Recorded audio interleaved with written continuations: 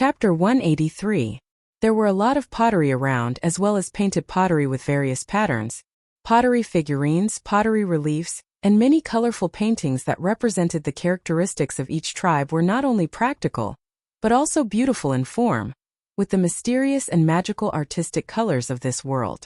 Those spherical or hemispherical pottery were used as containers to carry more objects, and those with ears were used to tie ropes. Not only these common objects but also some more creative pottery, such as some pottery utensils for cooking and drinking, and those small pointy urns. What's that for? Xiaoxian pointed to the place where some small, pointy urns and funnels were placed, and asked the person next to him. Oh, that. It's said that it's used to make wine. The person next to him answered, his eyes full of envy when he looked over there. I heard that those are wine-making utensils. Those people also use those pottery to carry wine, and it's very popular here. I went to change one of those pottery, but it didn't produce wine. However, it's still more convenient to use that kind of pottery for storage and transportation. It's not easy to flush out the stopper, and the pointy bottom is also more wear-resistant, so it's good to use. I'll change a few more later. If I can produce wine, that'll be great. What's wine? You was curious. Wine? A kind of water? That person didn't know either. I've never drunk it, but the team leader said that wine is made with food. The tribes that can make wine are all big tribes, and they don't lack food. Several young people around also showed envy. They didn't lack food, and they could enjoy material and spiritual enjoyment. Who wouldn't be envious? Many tribes in the central region developed quickly in animal husbandry and agriculture.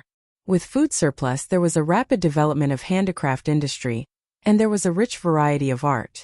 This was also why travelers said that the central region was a very wonderful place. There was a relationship between function and decoration in the design of art. In such a place, people's labor and daily affairs were mainly for survival. After all, survival was the most important thing and life was ranked second. Creativity was for a better life.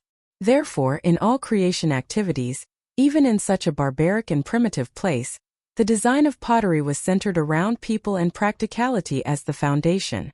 Many people in the tribe worshipped these pottery, but it was not necessarily because they followed the trend. There were many factors of worshipping the craft. Xiaoxian saw a variety of pottery on display. While the old men of the Yanjiao tribe were immersed in their antique pottery, there were already more varieties here. If the old men of the Yanjiao tribe saw this, who knew what they would think, especially Xing, who had shown off his collection of pottery in front of Xiaoxian. In addition to pottery, there were also many jade products. Most of them were in the shape of strips, half-rings, or even less than half-rings. A few were in the shape of bridges. Some jade stones had nothing on them, only one or a few holes. Some jade stones were engraved with complicated patterns. There were even jade ornaments that were entirely carved. Are those jade stones? Yu's eyes lit up as he looked over. Yes, those are jade stones. It's just that they are not good jade stones. When you go, pay attention.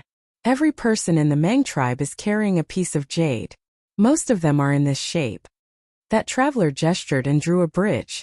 As for those who carry jade stones like this, you should stay far away from them. He then drew a half ring and a circle. These people belong to the higher ranks in the Mang tribe. Let's not provoke them.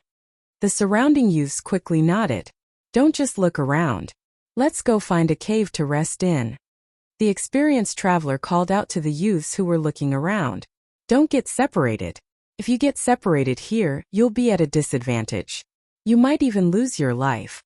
In this lawless place, everything was naturally decided by strength. The tribes in the central region were generally stronger, so the travelers would gather in large groups to be safer. From here on out, the traveler group would not be so idle. They also did not have the time to pay attention to the scenery. They had to be on guard at all times. There were many people from other tribes around. Anyone could become their enemy. When you were not paying attention, they would stab you, rob you, and then disappear without a trace. It was not uncommon. There was a mountain not far from this market. The mountain was not very high, but there were many caves. Some were naturally formed, and some were dug out by travelers or other people. Some were big, some were small. The Mang tribe and the Eight Limbs tribe would not care about the caves here. Whether the people who came to the market could live in the caves depended on their own strength. If they walked a little further, they would enter the territory of the Mang tribe or the Eight Limbs tribe. There were also built houses which were safer. But if they wanted to live there, they would have to exchange more things. The travelers were not willing to go there. Xiao Xian followed the group to the front of the mountain. Bang! A man who was beaten until his bones were twisted and covered in blood was thrown down from a high place. He died after 2 strokes. But the others around seemed not to have seen it. They were busy with their own things, talking about their own things. The travelers were not surprised. This kind of thing happened every day. Robbing caves, fighting over things, quarreling because they were not pleasing to the eye. They could see it all the time. But sometimes it was just a small fight, and sometimes it was a life loss. As they approached the mountain, changes gradually took place in the traveling team. The experienced and strong soldiers surrounded the injured or too young and inexperienced people in the middle. At this time there was no division of tribes. Since they came together, they naturally had a cooperative relationship. Here they had to be united or they would be at a disadvantage. There were big and small caves. There were hundreds of people in this group, so they naturally needed a big cave to live in. And the competition for a big cave was also very fierce. The few leaders at the front of the group looked up the mountain. Experienced travelers could guess the general distribution of power at a glance from the people walking around outside the cave. They couldn't afford to offend those who were too strong, and those who were too weak definitely didn't live in a big place.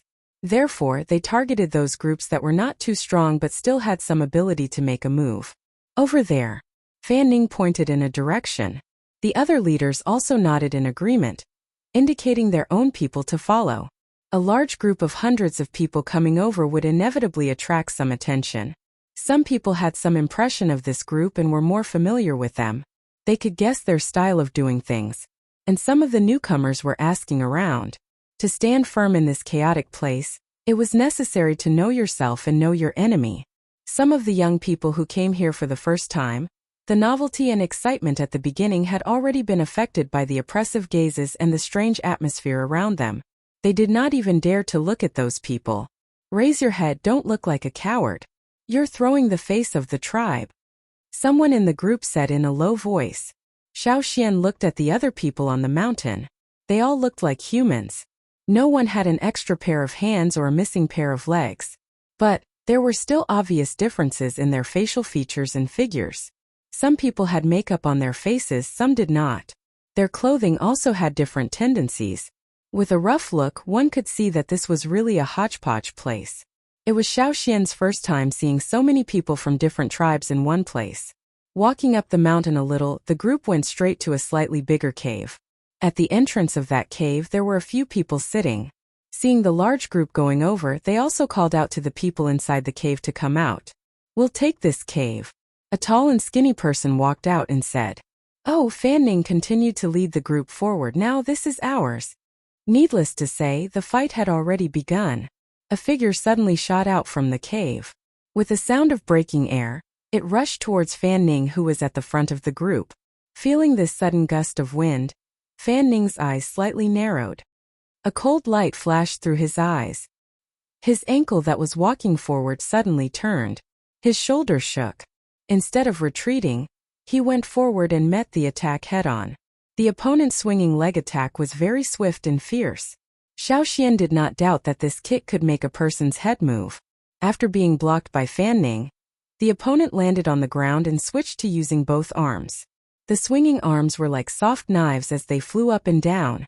When Fan Ning dodged, the shadow of the arms directly smashed onto the rock at the side, leaving a deep mark on it. Xiao Xian was a young man, so he was also surrounded by the travelers in the middle of the group.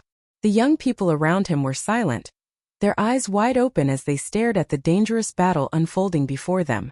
When they just arrived, the person who was beaten into a bloody mess left a very deep impression on them. Perhaps the person who lost would end up like that. Losing the cave was a small matter, but if you lose your life, then you have nothing left. But sometimes, even though you know it's dangerous, you can't take a step back. Do you know what kind of frog is team leader Fan Ning's favorite frog? You asked Xiao Xian in a low voice. What is it? Xiao Xian looked at you.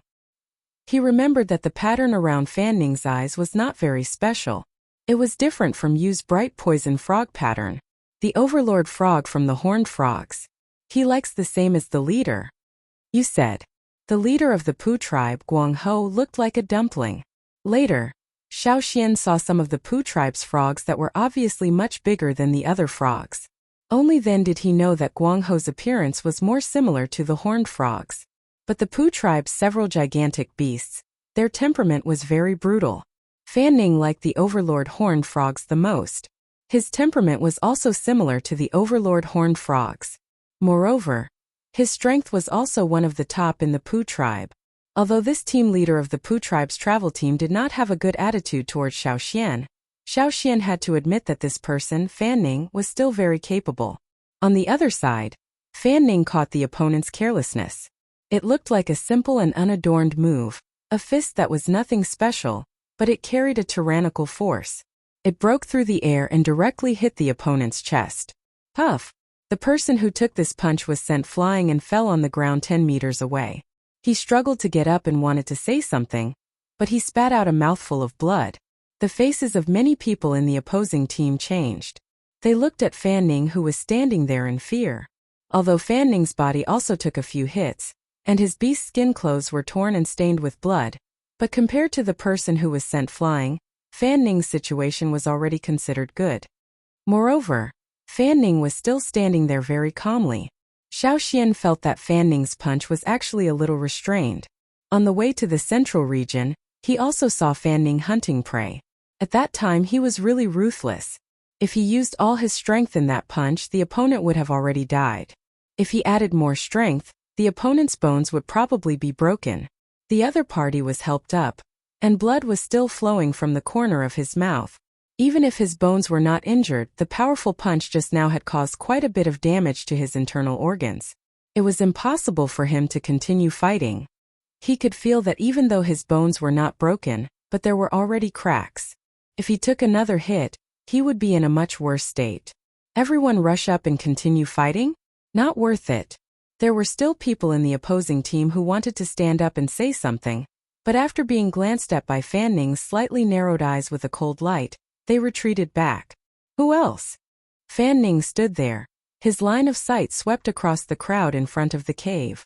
Many people did not dare to look directly at his eyes. The tough and tyrannical aura just now, the quick and violent attack, completely broke some people's courage.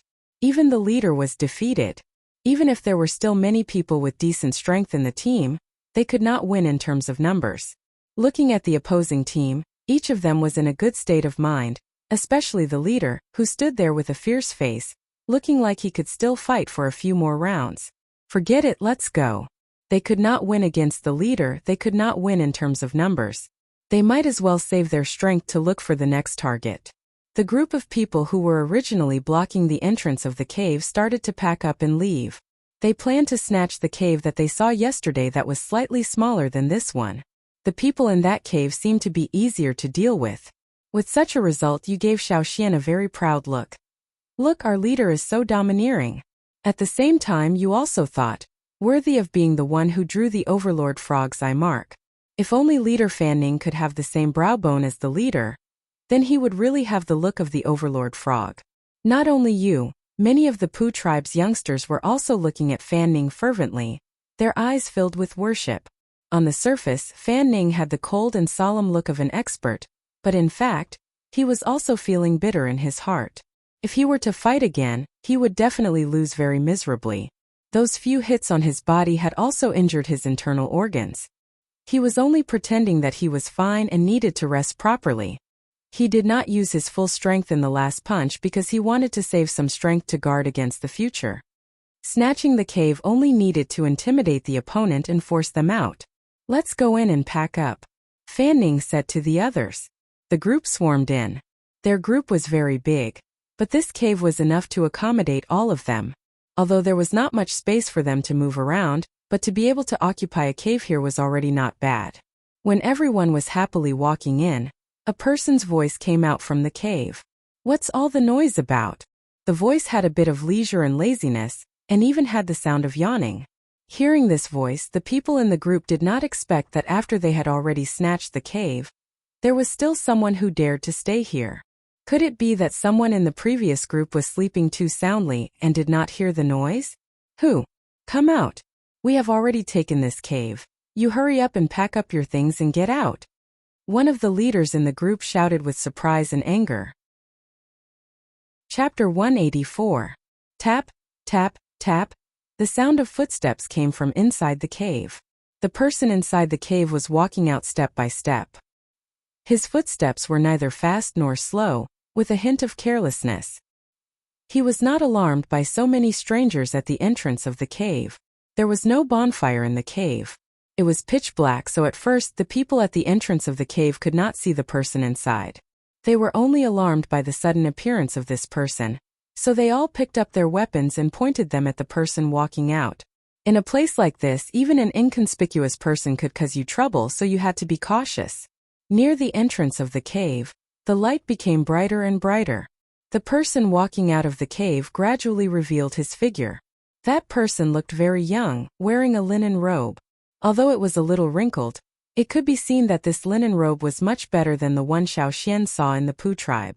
The weave was also more delicate. At the collar, there were some small bamboo pieces that were connected together to form an ornament, making the linen robe not so simple. That person raised his arm and stretched. The light at the entrance of the cave was a little dazzling. He grabbed his messy hair with one hand and looked at the person standing at the entrance of the cave. Another person? You are? The few leaders at the front of the group looked at him and asked, "This cave is ours. Get out of here." There was a younger person next to him. He originally wanted to grab a better position in the cave, but when he started, he was shocked by the noise from inside the cave. As a result, his position was taken by the person behind him. Now he was not in a good mood, so his tone was naturally a little harsh. But he did not notice that the arrogant tone of the leader of his group had become much gentler. He also did not notice that some of the more experienced travelers in the group suddenly changed their expressions. Seeing that the other party did not answer, he was about to say something, but his mouth was covered by a few older people next to him and he was dragged into the group. Xiao Xian looked at the person who walked out. He knew that although linen had become popular in the central region, there were many people wearing linen in the bazaar. However, the linen on the person who walked out was much better. He even wore well-polished bamboo ornaments. Most importantly, there was a piece of jade hanging from his waist. The experienced people in the team had said that in the Mang tribe almost everyone had a piece of jade. However, some of them had a very small arc, while others had a half circle or even a circle. It could be said that in the Mang tribe status was related to jade. However, the young man in front of him had a piece of jade that had a 240-degree arc on his waist. Although there were no engravings on the jade, there were some clear green lines like bamboo. It could be imagined that this person was not a nobody. Although they did not know why this person was sleeping in the cave, they could not afford to offend him. This was what the leaders thought at the same time. That person seemed to casually glance at the team of travelers and said, "I have already slept well. You can go in." No one in the team walked in, but following that person's footsteps, the team that was blocking the entrance of the cave quickly made a path for him. Some young people who did not know what was going on were pulled away by the older people around them. With no one blocking the entrance of the cave, more light from outside the cave shone in. This also allowed everyone to see this strange young man more clearly. He was quite white and did not look strong. He also did not feel strong. He did not have the imposing manner of the leader Fan Ning and the others. He was dressed well, but they did not know why everyone was so afraid of him. When everyone's eyes swept over the piece of jade hanging from his waist, the people who were cursing in their hearts just now lowered their eyelids and did not look at him. For a moment the cave quieted down. The people who were discussing excitedly just now also shut their mouths. The atmosphere was somewhat tense. The sound of the other person walking slowly was very clear to everyone. Even the noise outside the cave could not cover the sound of the footsteps. Suddenly, the person who was walking out of the cave stopped in his tracks and looked sideways at the team of travelers. The few leaders at the front of the team suddenly felt nervous. They exchanged glances and thought about what they should do if something unexpected happened. But they did not expect that the other person only looked at a place in the team and smiled meaningfully. "You have guts. When you go out, don't walk alone." The other people in the team followed that person's gaze and looked at a place. There Xiao Xian was standing with a frown. After saying that sentence, that person left. He went out and stood outside the cave to stretch his body. He moved his arms and looked down the mountain. Then he jumped. This place was halfway up the mountain. The slope was a little steep. There was still some height from the ground below. However, when the people outside the cave looked down, they did not see that person's figure. Don't look anymore. He has already left, Fan Ning said and walked in front of Xiao Xian. His face was cold. Probably because he was injured. His face looked worse. Have you offended the people of the Mang tribe? No, it's my first time here. I have never seen anyone from the Mang tribe before. Xiao Xian was also puzzled. That person only spoke halfway. How could he know what he was talking about? It's best that you haven't offended them. Fan Ning snorted heavily. Because of this snort, it affected the injury in his body. He coughed a few times and almost coughed up blood. But in order to maintain his face and stabilize the morale of the team, he swallowed that mouthful of blood back. Let's clean up the cave, a leader in front said. Worried that there would be other people in the cave, they lit a fire and walked in with torches. They checked carefully, took out some rubbish and threw it outside. Then they found a place to rest.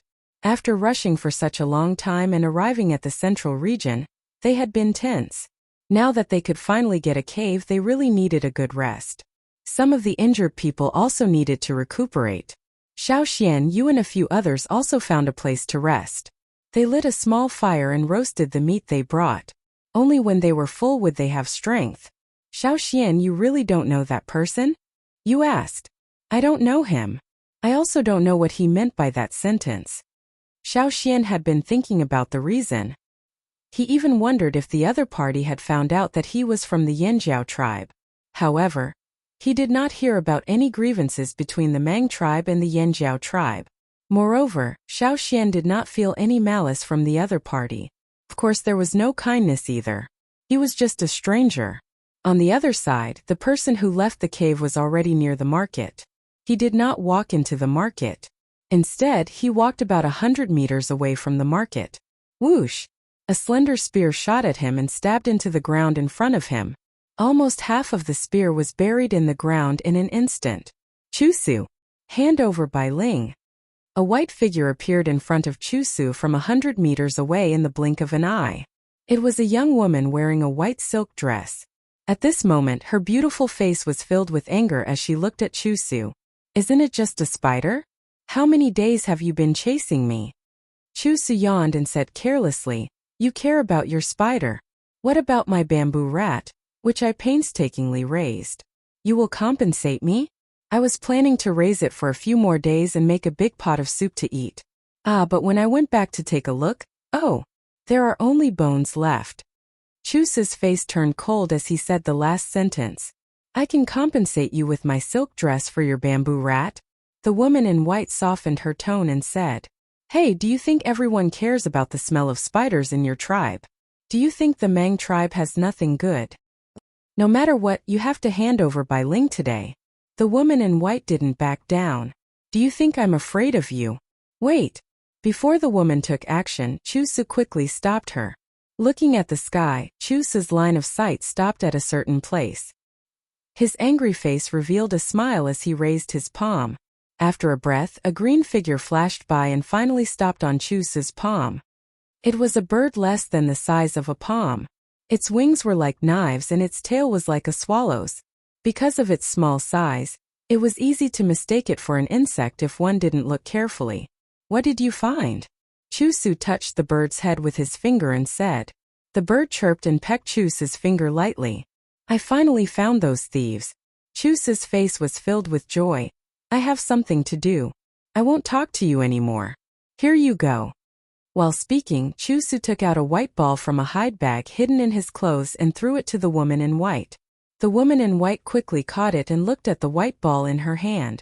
It was originally a spider covered with long white hair, but now it was wrapped into a fist-sized ball. Moreover, there were several bamboo thorns on its body. It was these few bamboo thorns that caused the white spider to suffer great pain. Chusu. The woman in white was even angrier. What are you yelling for?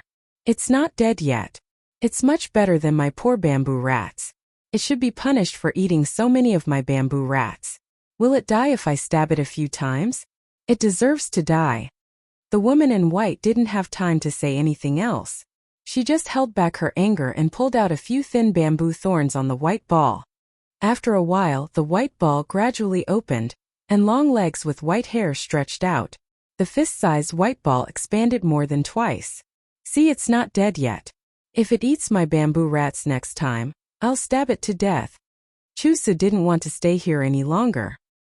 He put away the bag. I'm going to catch the thief. I'd like to see who dares to steal my bamboo rats. Do you really think I have a good temper? The green bird had already taken off, and Chusu followed closely behind. The woman in white hesitated for a moment, but she also followed. She also found that some of the spider webs in the tribe had been taken by someone. She didn't know if it was the same as the people in the Mang tribe who stole the jade stones and bamboo rats. After Xiao Xian ate his food and rested for a while, he went out of the cave with you and the others. The travel team was divided into two groups. One group went out to trade and the other group stayed in the cave. They took turns to go out in the morning and afternoon. Now Fan Ning took the people of the Pu tribe out. They would first trade a batch of goods in this market. The things that were popular in the central region might not be popular when they brought them back. They had to choose according to the habits and preferences of the tribes along the river. This way they could exchange for more things when they brought them back. Just like the coarse linen cloth that Xiao Xian saw before, it was nothing here. They could casually exchange it for something else, but when they brought it back they could exchange it for a good water moonstone, and the water moonstone could be exchanged for even more good things. Because there was no unified currency, the transactions that Xiao Xian saw were all kinds of strange items. Sometimes the buyer would take out something that the seller didn't like, so the transaction wouldn't be successful. The things that you took out from the frogs were more popular, so the transaction went smoothly. The drumming tribe's water moonstones were even more successful. If there were enough of them, Xiao Xian felt that the drumming tribe's water moonstones could be used as a unified currency. No matter which tribe the seller came from, if Xiao Xian wanted to trade with the other party, he could take out the water moonstone and succeed. No wonder the people of the Pu tribe were so excited every time they saw the people of the drumming tribe. The water moonstone was too versatile. One level higher than the water moonstone was the jade of the Mang tribe. It was also versatile in transactions, but it was much more expensive than the water moonstone. Xiao Xian had no interest in linen and pottery, but the jade from the Mang tribe had a calm and peaceful atmosphere. Maybe it had other uses for the totem warriors, but Xiao Xian felt that he didn't need it. He didn't have enough money, so he shouldn't have any ideas about the jade. Xiao Xian was walking with you and the others in the market when a square-faced man came up to them. Do you need jade? The man quickly glanced around, as if he was on guard against something. Then he pulled the loose sleeve of his animal skin clothes. Xiao Xian saw a few pieces of jade in the other's sleeve. Jade? You was a little confused. He was actually very curious about jade, but the others in the tribe said that jade was not cost-effective, so the people of the Pu tribe basically didn't trade jade.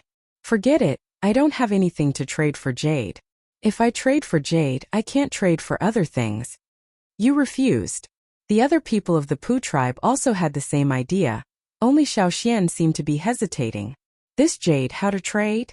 Xiao Xian asked. I saw that the white stone you took out just now is not bad. Let's use that. But it's too eye-catching here, let's go over there. The man pointed to a place. Xiao Xian will go with you. You said. He heard that this kind of transaction in the market was very dangerous, and many times they moved in groups. After thinking about it, Xiao Xian said to you and the others, no, you guys go ahead first, I'll catch up after the transaction. I'm very interested in jade, I want to look at it for a while. Yes, we have a lot of different types of jade, some of them are carefully carved. The man quickly said. You really don't need us to go with you? An older man next to you asked Xiao Xian. I really don't need it, thank you. Okay. Some transactions in the market may involve some personal secrets. The elder of the Pu tribe did not say anything more, and continued to walk forward with you and the others. When you and the others walked away, Xiao Xian said to the jade trader, let's go. But I think that place is good. Xiao Xian pointed to another place, there are less people there. That place is also good. The man walked beside Xiao Xian, slightly half a step behind. Under the loose animal skin clothes, his finger made a gesture. After leaving the market for some distance, Xiao Xian stopped. In front of him, on his left and right, there was a person, and behind him was the jade trader in the market. Xiao Xian turned to look at the jade trader. The trader was smiling at first, but now he was smiling too. However, there was less friendliness in his smile and more ruthlessness. There were no more jade stones in his loose animal skin coat. Four people encircled Xiao Xian in the middle, and the encirclement gradually narrowed. "Kid, hand over the things," the man in front said. Xiao Xian did not say anything, nor did he show any panic. "Don't hide it, we know exactly what you have on you. But you have guts, with such precious things you dare to come with me alone." The jade trader's eyes flashed with a greedy light. Precious things? Xiao Xian thought for a moment. He had many precious things on him, such as the insect skin clothes, those special silk threads, the drumming tribe's water moonstones, and the fire crystals. Xiao Xian's eyes flashed. He remembered what the man in the cave said. "You have guts. When you go out, don't go alone." Chapter 185. A wasp the size of a thumb was circling around one of them. Xiao Xian had heard from some people in the team that there were some people who specialized in finding treasures. They would raise some animals that could find treasures. Those animals were very sensitive to objects with special energy, such as the fire crystal. With the help of these animals, the success rate of the treasure hunters would be greatly increased. Now, the strange-looking bee that was flying around one of them should be the so-called treasure hunting bee. "What do you want?" Xiao Xian asked. "Don't pretend. I know you have the fire crystal. Or if you can give us more things, we can let you go, otherwise," the man in front of Xiao Xian said fiercely. Sure enough, Xiao Xian thought. So, the man in the cave could also sense the fire crystal? After waiting for a while, they saw that Xiao Xian didn't speak. One of them became impatient and his face darkened. "Don't talk to him anymore. Since he doesn't want to give it to us, we'll kill him and search his body." For them, Xiao Xian was just a newcomer who came with the team for the first time. He was a young man who didn't know anything and didn't have much strength. Every time they made a move, they would make some inquiries. Before this, after the treasure hunting bee found the fire crystal, they pretended to be traders in the market and talked with the traveler team. They knew that this guy named Xiao Xian was alone and didn't belong to any of the tribes in the traveler team. They had never heard of the Yinjiao tribe. It was probably a small tribe in a remote place. They didn't need to care about it. It didn't matter if they killed people from such a small tribe. They had even plotted against people from some tribes in the central region, let alone a young man from an unknown tribe. As long as they were not from the Mang tribe, Eight Limbs tribe or other powerful tribes, when it was time to attack, they would attack mercilessly. There were no other people walking around. The four of them surrounded Xiao Xian. One of them had a ferocious smile on his face. The muscles on his face and other parts of his body that were not covered by clothes were squirming and bulging strangely. Although they did not inflate like the people of the drumming tribe, they still gave off a very strong feeling. At the same time, some lines appeared on his body. This was a totem warrior with rich experience in robbing. He had a strong murderous aura. Many people who came to the market to trade had been killed by him. His bulging muscles and the obvious totem patterns on his body made him look even more ferocious. He opened his mouth and roared at Xiao Xian. That roar sounded like several wild beasts roaring at the same time. It was an obvious threat. If it was in the past, those people who were stopped by them would have already lost their heads out of fear. Every muscle was full of strength, and it looked as if it could kick an elephant to death. After a loud roar, he rushed towards Xiao Xian. Every step he took covered several meters. Almost in the blink of an eye, he was in front of Xiao Xian. At this moment, the totem power in Xiao Xian's body rose to the extreme in an instant. On the totem in his mind, the flame suddenly surged fiercely, like adding fuel to firewood. His exposed arm was not as swollen as the opponent's, but the blue veins under his skin intertwined and jumped like dragons. Xiao Xian looked straight at the man who was rushing towards him. This was the first time he saw him, but he had a strong killing intent. The fighting intent in his eyes also spread. If everyone has forgotten the Yinjiao tribe, then let them remember it again. Xiao Xian agreed with the shaman's words. Since they did not remember and did not know each other, then it was better to remind them forcefully. They didn't see any big movements from Xiaoxian, who was standing there. He just turned his body slightly, then stretched out his hand and waved his fist in a very simple way. The man who rushed towards Xiaoxian missed. Before he could make another attack, he felt an extremely strong aura explode beside him. This aura was too strong and too fast. It almost reached its peak in a short time, causing his scalp to tingle and his body to slow down. In the next moment he was punched in the chest. His muscles, which looked very strong and tough, were like fragile fruit skin under the attack of this seemingly ordinary fist. They caved in directly. Visible ripples spread from the point of impact. The sound of bones breaking rang out from the caved-in chest. The expression of the man who originally had a murderous look was now frozen. With this heavy punch, his body seemed to curl up slightly as if he had been frightened. His back, which corresponded to his chest, bulged, making him look like a hunchback. A large amount of blood spurted from his mouth. His whole body flew out directly, then fell heavily on the ground 20 meters away and stopped moving. A gust of wind blew by. The fallen leaves in the forest not far away were blown over by the wind. The sound of the leaves rubbing against the ground could be heard clearly at this moment. The surrounding atmosphere seemed to have frozen. For a moment no one said a word. Chu Su and the woman in white, who were standing behind the bush, looked over with wide eyes. Their eyelids twitched, as if they could not believe what they were seeing. Just a moment ago, Chu Su was still discussing with the people beside him how to torture and interrogate the thief later. He did not care about the situation over there at all. Moreover, they had already sentenced Xiaoxian to death, and expected the whole process to be completed in a very short time. Now it was over there very quickly. However, the killer and the victim were directly reversed.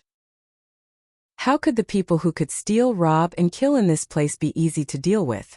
However, that ferocious-looking strong man was killed by that harmless-looking boy with one punch. Chu Su himself was not sure if he could do that. Not only Chu Su, but even the woman in white, who had always been dismissive of those unknown small tribes, was also stunned at this moment. She did not even know that she was plucking the white hair of her beloved pet white-haired spider. Her eyes were fixed on that figure over there. Chu Su, are you sure that he is just a person from a small tribe? The woman in white asked. Which person from a small tribe could have such power at such a young age? Moreover, the other party's control of the totemic power was extremely precise. In a very short period of time it had soared from nothing to the peak. Although they were still some distance away, she could clearly feel the huge change in that instant. It was as if a ferocious beast had suddenly appeared there and disappeared in the next moment. There was no buffer time. Everything was completed in that short moment. If the other party was really from a small tribe, then that young man should be called a monster in their tribe.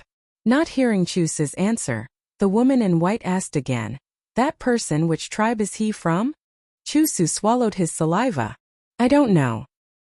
He just ran to the cave where the travelers rested to avoid trouble. People with a bit of eyesight would not provoke him. During the time when he was sleeping, the people in the cave had changed two groups.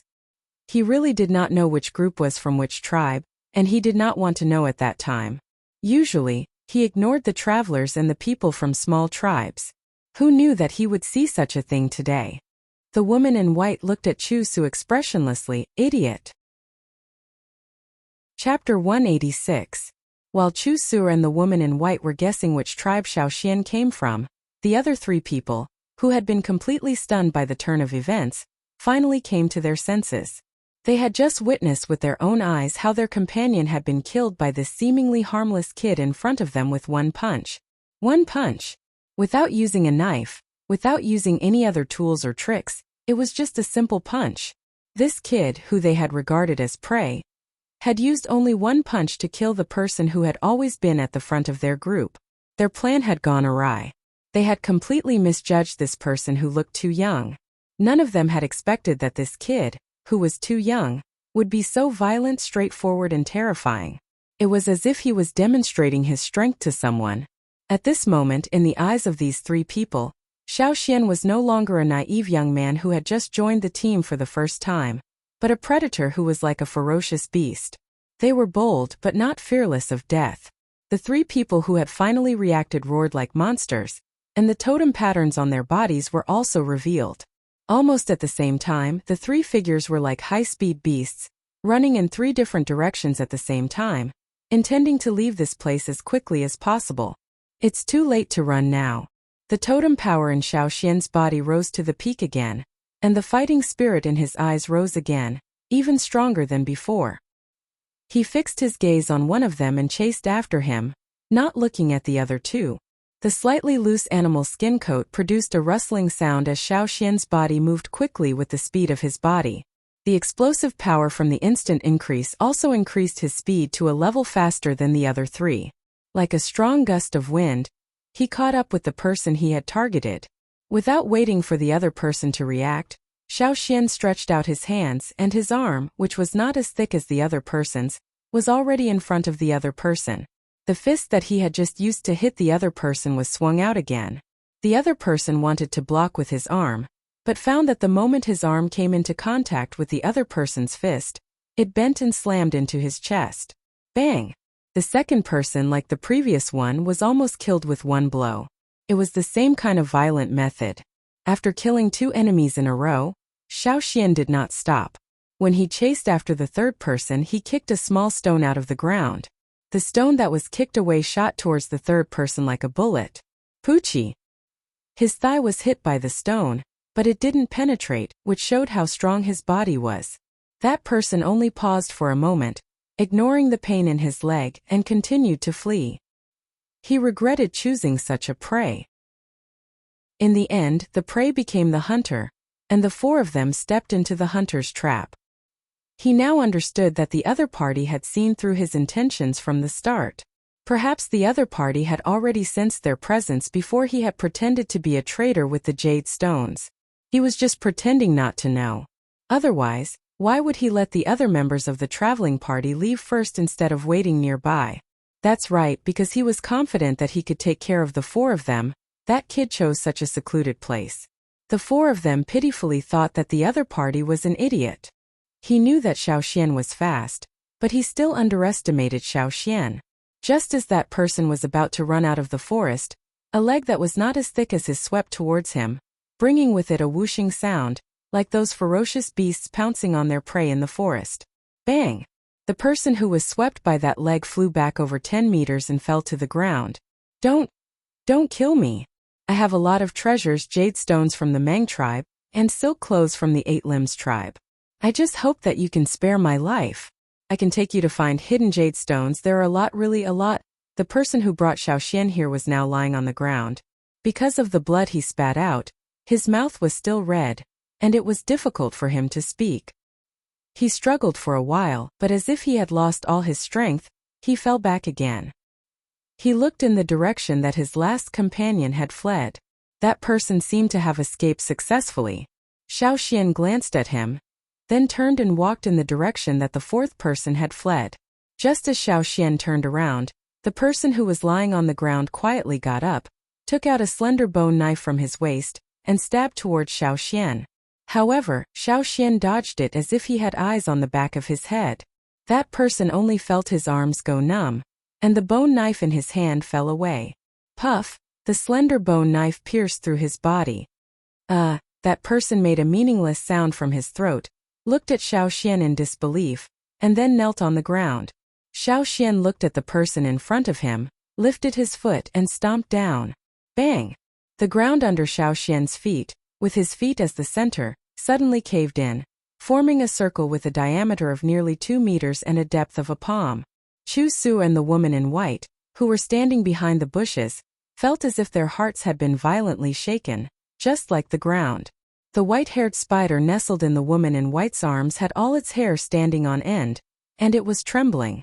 The little green bird that had brought Chu Su here also stood on the leaf closest to Chu Su, nervously looking in a direction in the air. On the other side, after Xiao Xian stomped his foot, he no longer paid attention to the person kneeling on the ground. He turned and walked in the direction of the fourth person.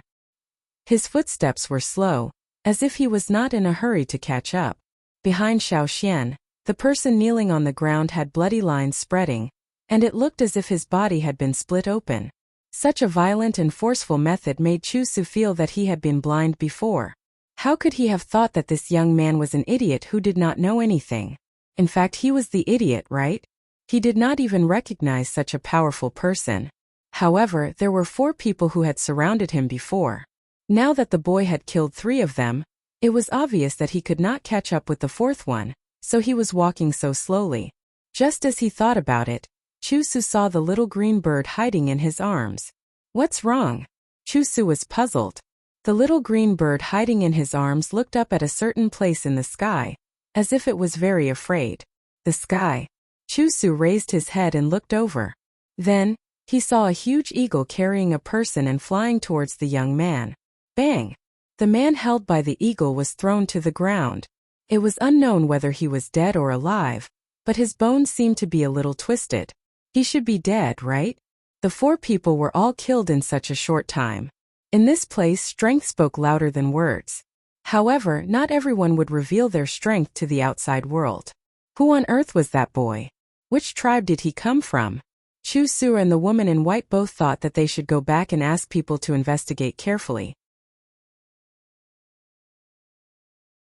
Chapter 187. Not much time had passed since the man who pretended to be a traitor brought Xiaoxian over to kill all 4 of them. Xiaoxian tied up the 4 dead men with straw ropes. There was no one else around for the time being, but there was no guarantee that someone would come over after hearing the commotion. These 4 men probably had accomplices, so Xiaoxian didn't plan to stay here for long. While Xiaoxian was tying up the men, Cha-Cha was looking left and right with nothing to do. It glanced at the bushes a few times, and then looked at an injured, strange-looking bee that was spinning on the ground. It was the treasure-hunting bee that had been tamed by those people. However, when its master was killed by Xiaoxian, it was also affected. It was injured by the turbulent airflow and fell to the ground, unable to fly. No matter how hard it flapped its wings, it could only make a buzzing sound as it spun on the ground. Cha-Cha stared at the treasure-hunting bee for a few seconds, then pecked and ate it. Alright, let's go, Cha-Cha. Let's find a place to get rid of these people first, Xiaoxian said as he jumped onto Cha-Cha's back. Cha-Cha flapped its wings and lifted up the 4 tied-up men with its big claws. Although they were a little heavy, as long as it wasn't a long-distance flight, it wasn't a big problem for Cha-Cha. Before leaving, Xiaoxian glanced at the bushes before retracting his gaze. He knew there were people behind him. The young man he saw in the cave was also there. Because of this, when he dealt with the 4 men just now, he used such barbaric and violent methods. He used the same style that Mai and the others used to hunt fearsome beasts. For example, Mai used his fists to beat up the 4-fanged wild boar. Most Yanjiao tribes had the same style and advocated strength. Since it was to intimidate, Xiaoxian naturally used the most Yanjiao style. In order to achieve the best effect, he didn't even use a stone knife, only his fists. This should be able to leave an impression on the people there, right? After Xiaoxian and Cha-Cha left, Chu Su and the other 2 came out from behind the bush and walked to the place where the battle had taken place to take a closer look. Very strong power. It could even be considered barbaric and overbearing, but this was not the style of the few tribes that Chu Su knew. There were also some who were used to using absolute power to attack their opponents, but they might not be able to do so. Moreover, the opponent was so young. On the other side, Xiaoxian and Cha-Cha brought the corpses of the 4 robbers to a forest that did not belong to the Mang tribe or the 8 Limbs tribe. They threw the 4 people there. There were many traces of wild beasts around. They believed that these 4 people would disappear soon. Xiaoxian found all of their belongings. Among them, there were some jade stones and a few good animal skins. After cleaning up the bloodstains on his body and putting the jade stones and animal skins into the animal skin bag, Xiaoxian adjusted himself, dispelling the murderous aura and calming down his negative emotions. It was like every time he returned to the tribe after a hunt to wash his sword. After a short while, when Xiaoxian opened his eyes again, he was no different from his usual self. He still looked like a young and inexperienced boy, and no one could tell that he had killed 4 people not long ago. Patting Cha-Cha's head, Xiaoxian said, "Let's go back." The people of the Pu and Pu tribe walked around the market. The things they wanted to trade were also exchanged. When they were almost done, they saw Xiaoxian running towards them. They looked at Xiaoxian from head to toe and didn't see any injuries on him. Only then did they feel relieved. How is it? Xiao Xian took out a jade stone the size of an egg and tossed it up and down. Done? Hey, let me see. How much better is the jade stone of the Mang forest compared to the water moon stone of the drumming tribe? You asked. Xiao Xian handed over the jade stone. This was only one of the jade stones he found from the 4 people. It contained less energy, but it was very peaceful. When the time came, Xiao Xian and the others returned to the cave, and another group of people went out. However, the people who went out were not familiar with Xiao Xian.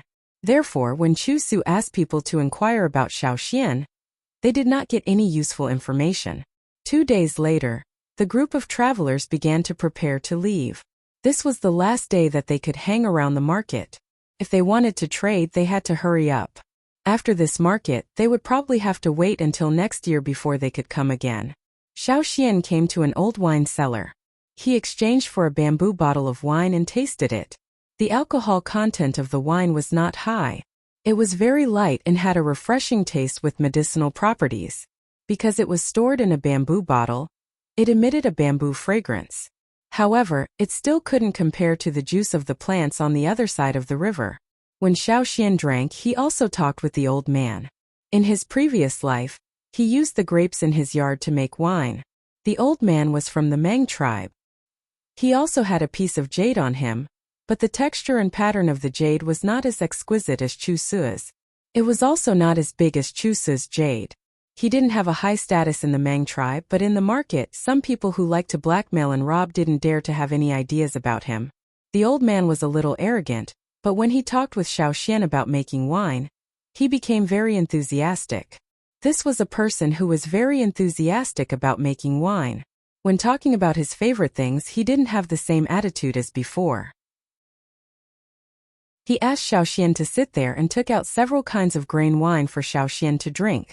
When Xiao Xian talked with the old man, he also figured out the function of the pottery tools. If the soil in the Yinjiao tribe wasn't suitable for pottery, they wouldn't have used stone for everything. While they were talking, a person came to the old man's booth. Hey you! The old man was annoyed when he was interrupted while talking with Xiao Xian. He was about to scold the person, but when he looked up, he saw a piece of jade hanging on the person in front of the booth. He swallowed his scolding and put on a smile.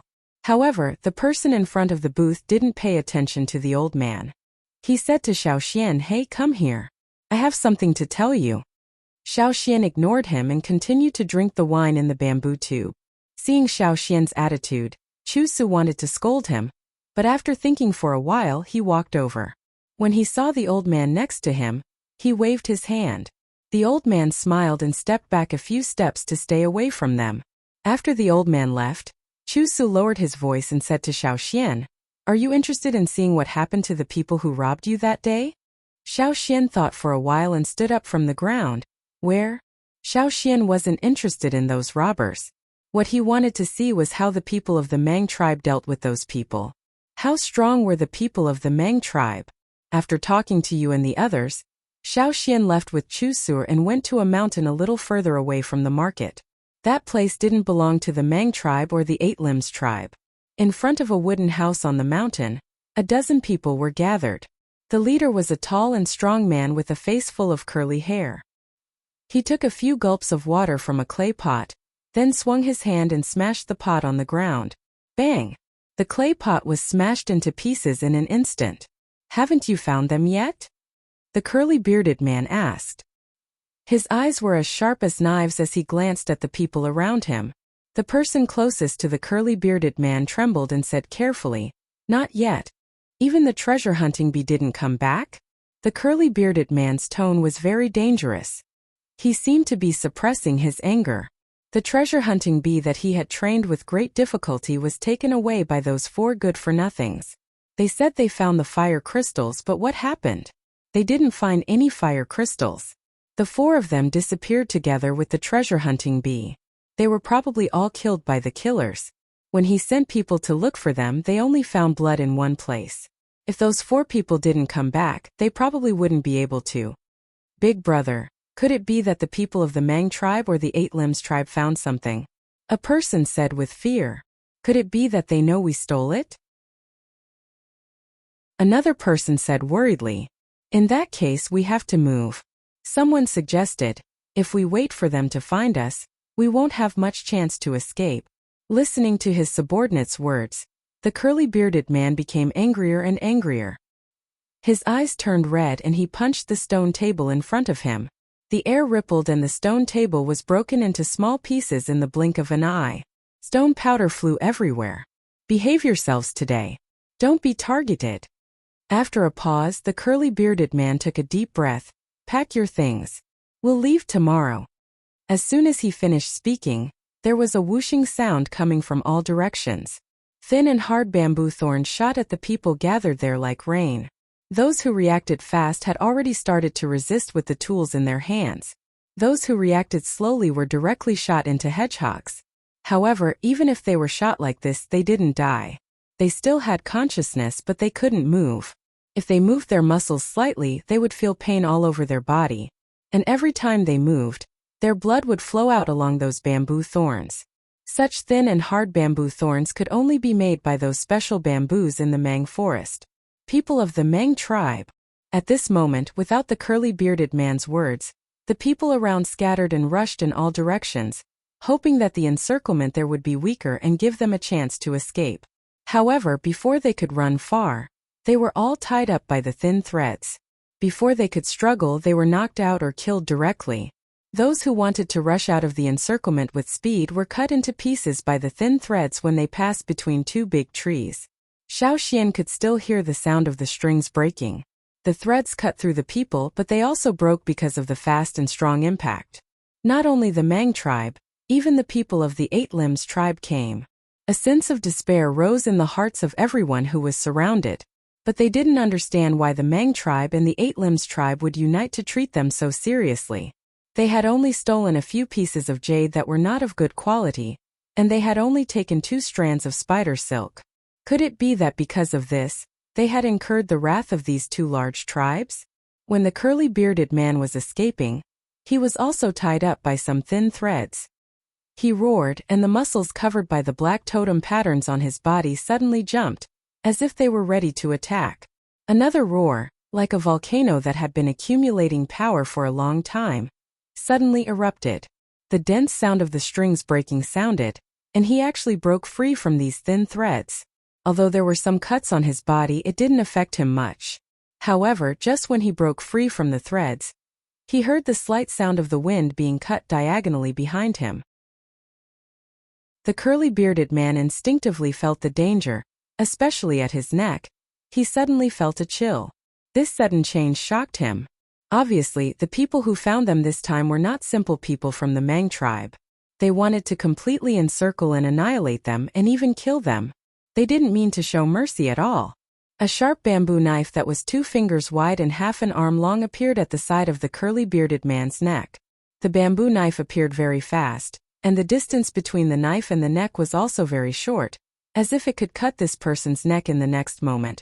But it also gave people an illusion that there was plenty of time to escape. However, an illusion was an illusion after all. Puff! Blood splashed out.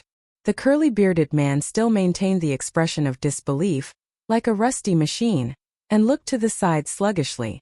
There stood a person. The curly-bearded man opened his eyes wide, and carefully looked at the piece of jade hanging from the person's waist. That was a piece of jade with a slight green color. Why would such a person deal with his own group in person?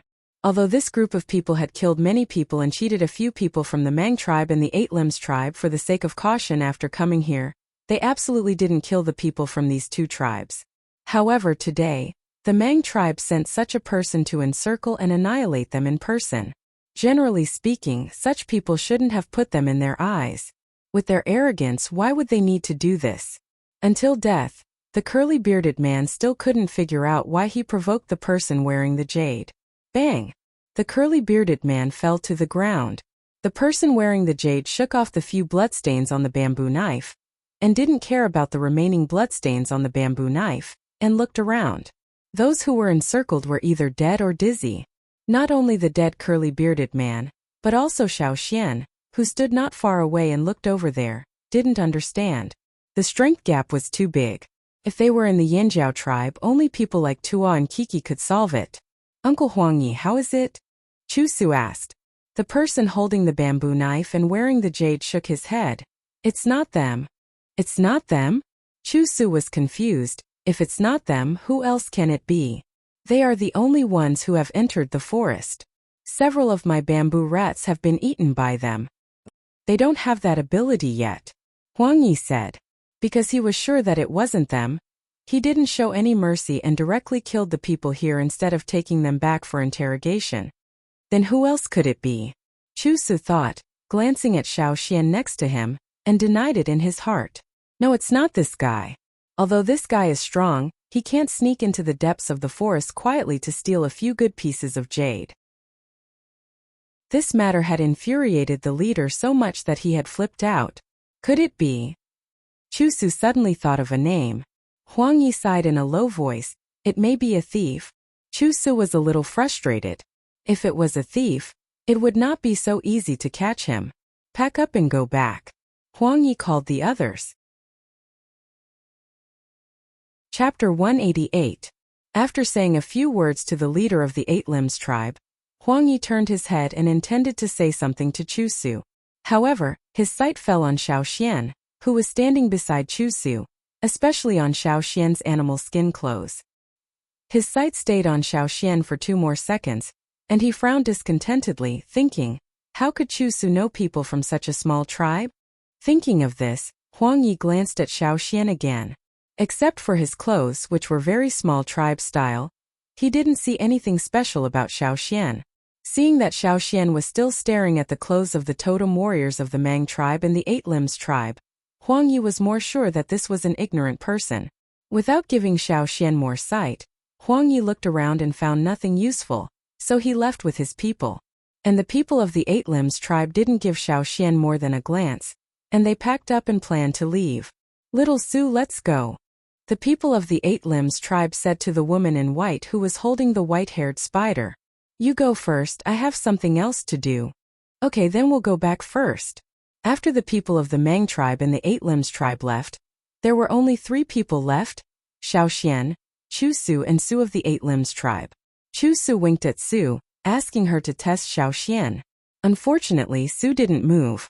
She just stood there holding the spider with long white hair, quietly observing Xiao Xian's behavior. Seeing that Su didn't cooperate, Chu glared at her. Today he took Xiao Xian here to let Xiao Xian see the powerful strength of the Mang tribe. Especially today, the leader of the Mang tribe was a senior totem warrior. It was rare for a senior totem warrior of the Mang tribe to lead a team to encircle and suppress. For people of small tribes, they would be shocked once they saw it.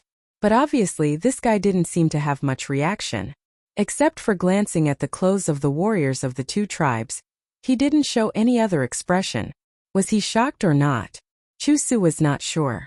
Just as Chu was about to find a topic to test Xiao Xian, he saw Xiao Xian walk away. Sai, we can't go there.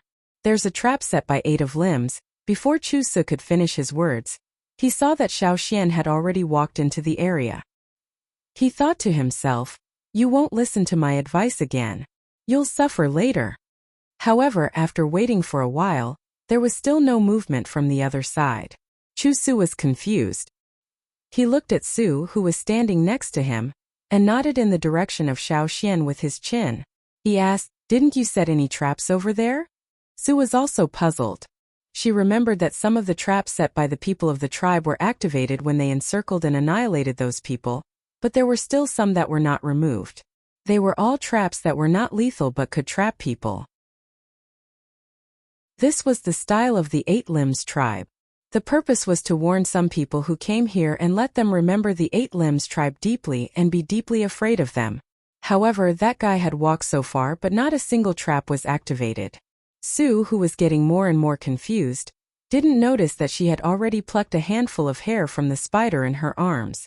Seeing Su like that, Chu didn't expect her to give a proper answer. He saw Xiao Xian strolling in the woods, and guessed that when the people of the Eight Limbs tribe evacuated just now, they probably removed all the traps. Seeing Chu walk over there, Su opened her mouth but said nothing in the end. Sai, you're Xiao Xian, right? Which tribe are you from? Ah. Chu walked over. Before he took 2 steps into the woods, one of his feet was tied and hung upside down on a tree swaying. Chu took out his knife and cut off the thin wire that tied his feet. He landed on the ground, shook off the leaves on his body, and turned back to glare at Su, who was standing there silently. After a while he looked at Xiaoxian, who was standing in the woods. The traps were not removed. How could that guy be safe and sound? Luck? No, he couldn't be so lucky. According to the style of the Eight Limbs tribe, since they didn't remove all the traps, there must be a lot of hidden wires and snares waiting for the prey to come to their door. Even if there were only some small things left for the people of the Eight Limbs tribe, many people would still be trapped by those traps, just like Chu's own carelessness and got one of his feet tied just now. Chu didn't look down on Xiaoxian now. Who on earth was this guy, who could kill 4 totem warriors so quickly and stroll in the traps of the Eight Limbs tribe? He had never seen the totem patterns on Xiaoxian's body when he was fighting. This time Chu didn't continue to walk inside. He just waited at the edge of the woods, watching Xiaoxian stroll in there. Xiaoxian was very interested in the traps of the Eight Limbs tribe. Although there were only some ordinary traps left, and the more technical ones were removed, Xiaoxian could still see some of the key points and preferences of the people of the Eight Limbs tribe from those simple traps. Moreover, the wires used by the people of the Eight Limbs tribe should be spider silk, right? There were many kinds of spider silk.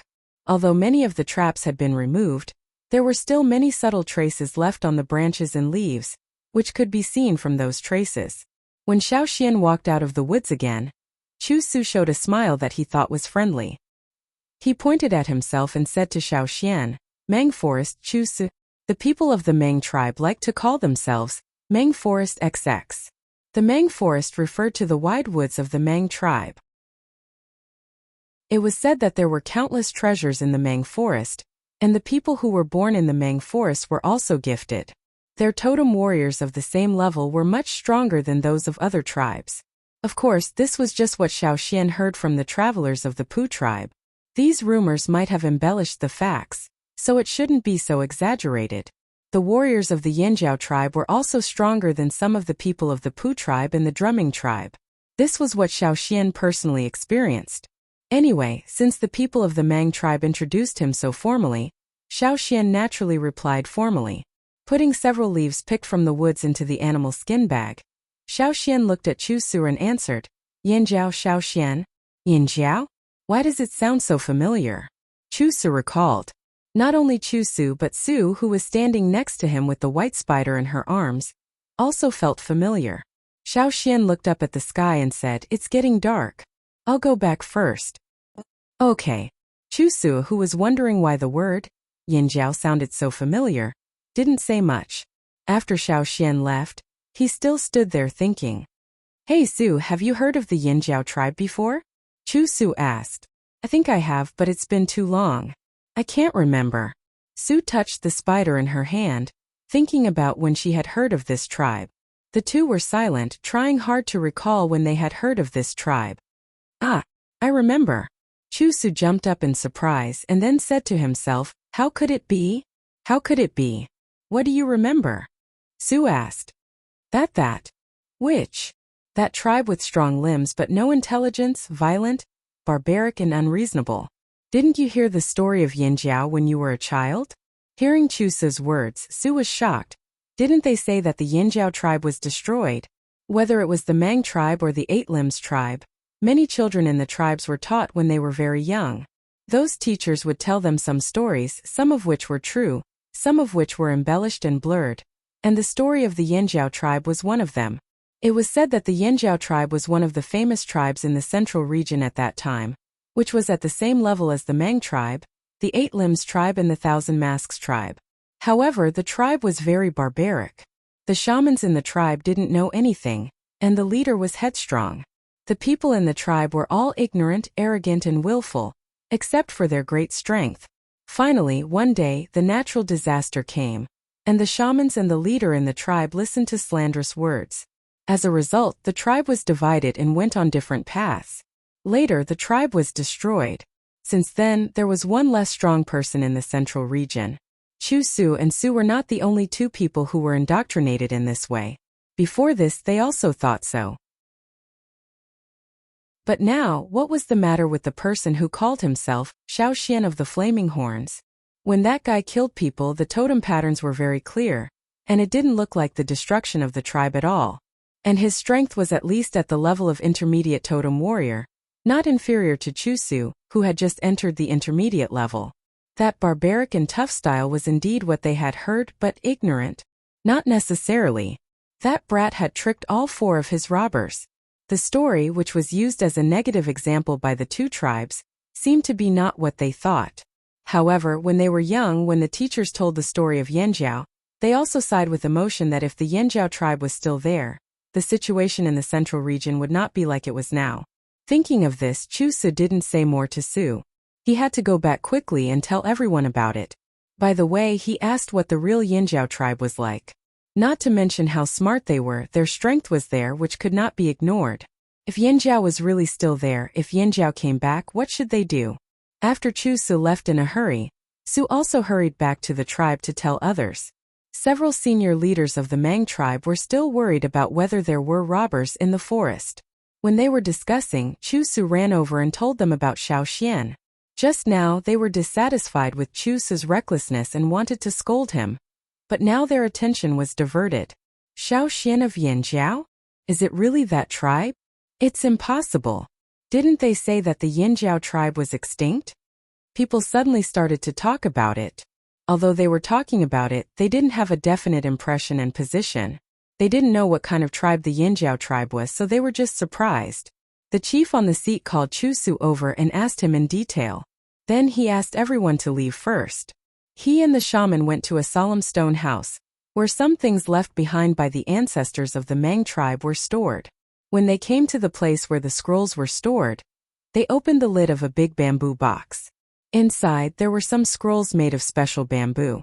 At the bottom of the bamboo box, there were scrolls that had not been opened for hundreds of years. The shaman of the Mang tribe took out one of the scrolls in the corner of the bottom floor. Because it had been there for a long time, even the special bamboo and animal skin would inevitably change color, showing a sense of age. When he opened the scroll, what came into view was a picture of 2 horns wrapped in flames. The Yanjiao tribe. The next day, when the Mang tribe sent people to the cave to look for them, they found that the traveling team had left early in the morning. Chapter 189. The traveling team continued on their planned route. After leaving the area of the Mang tribe and the Eight Limbs tribe, the traveling tribe traveled for another 6 days. They passed through some small markets or some medium-sized tribes in the central region and exchanged some things. Xiaoxian marked all the places they passed through on the map he drew, and even marked the characteristics of each tribe. Because they were in a hurry, they didn't exchange too many things. Xiaoxian only exchanged for some tribal symbols or small souvenirs, and hurried on with their journey. Of course, the traveling team also encountered some wild beasts and even ferocious beasts when they passed through some wild mountains and ridges. However, there were relatively fewer ferocious beasts, and most of them were wild beasts. The traveling team pointed to the map and told Xiaoxian that most of the ferocious beasts were in this direction on the map, and that direction was exactly where Xiaoxian planned to go to the old haunt of the Yanjiao tribe. It was said that there were very few human tribes living there.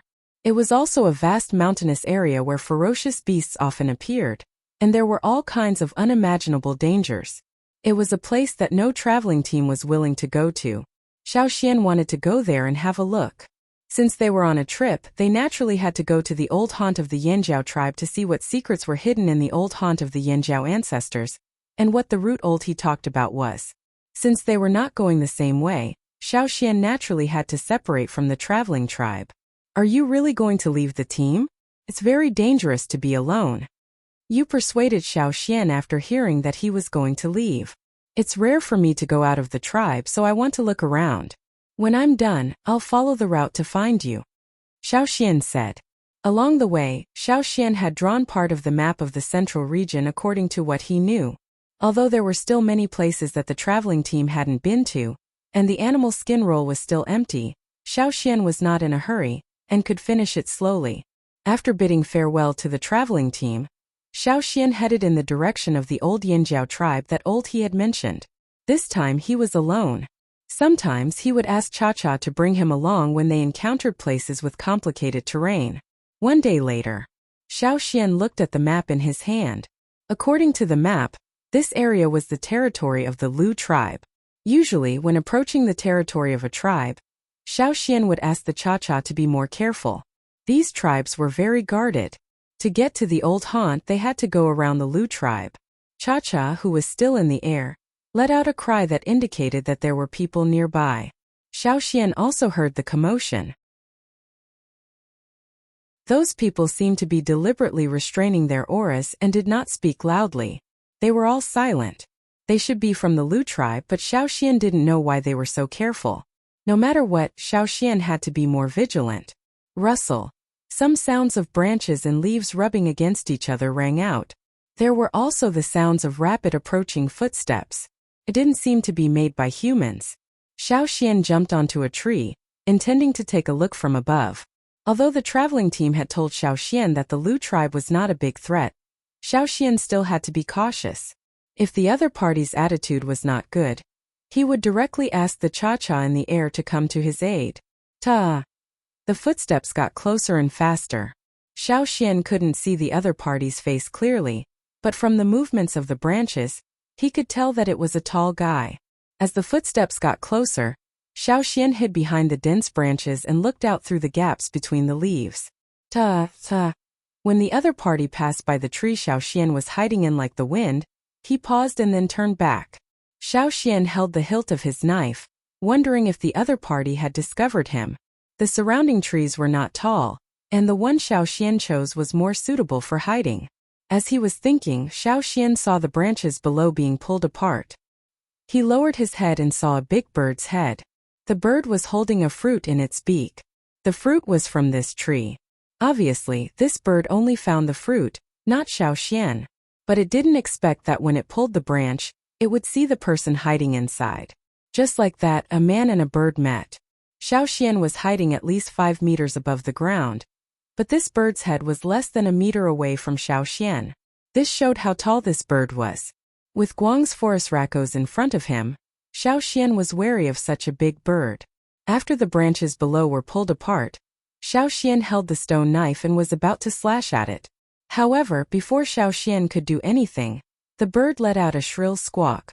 Ignoring the fruit crumbs in its mouth, it turned around and ran away with its big feet. Xiao Xian!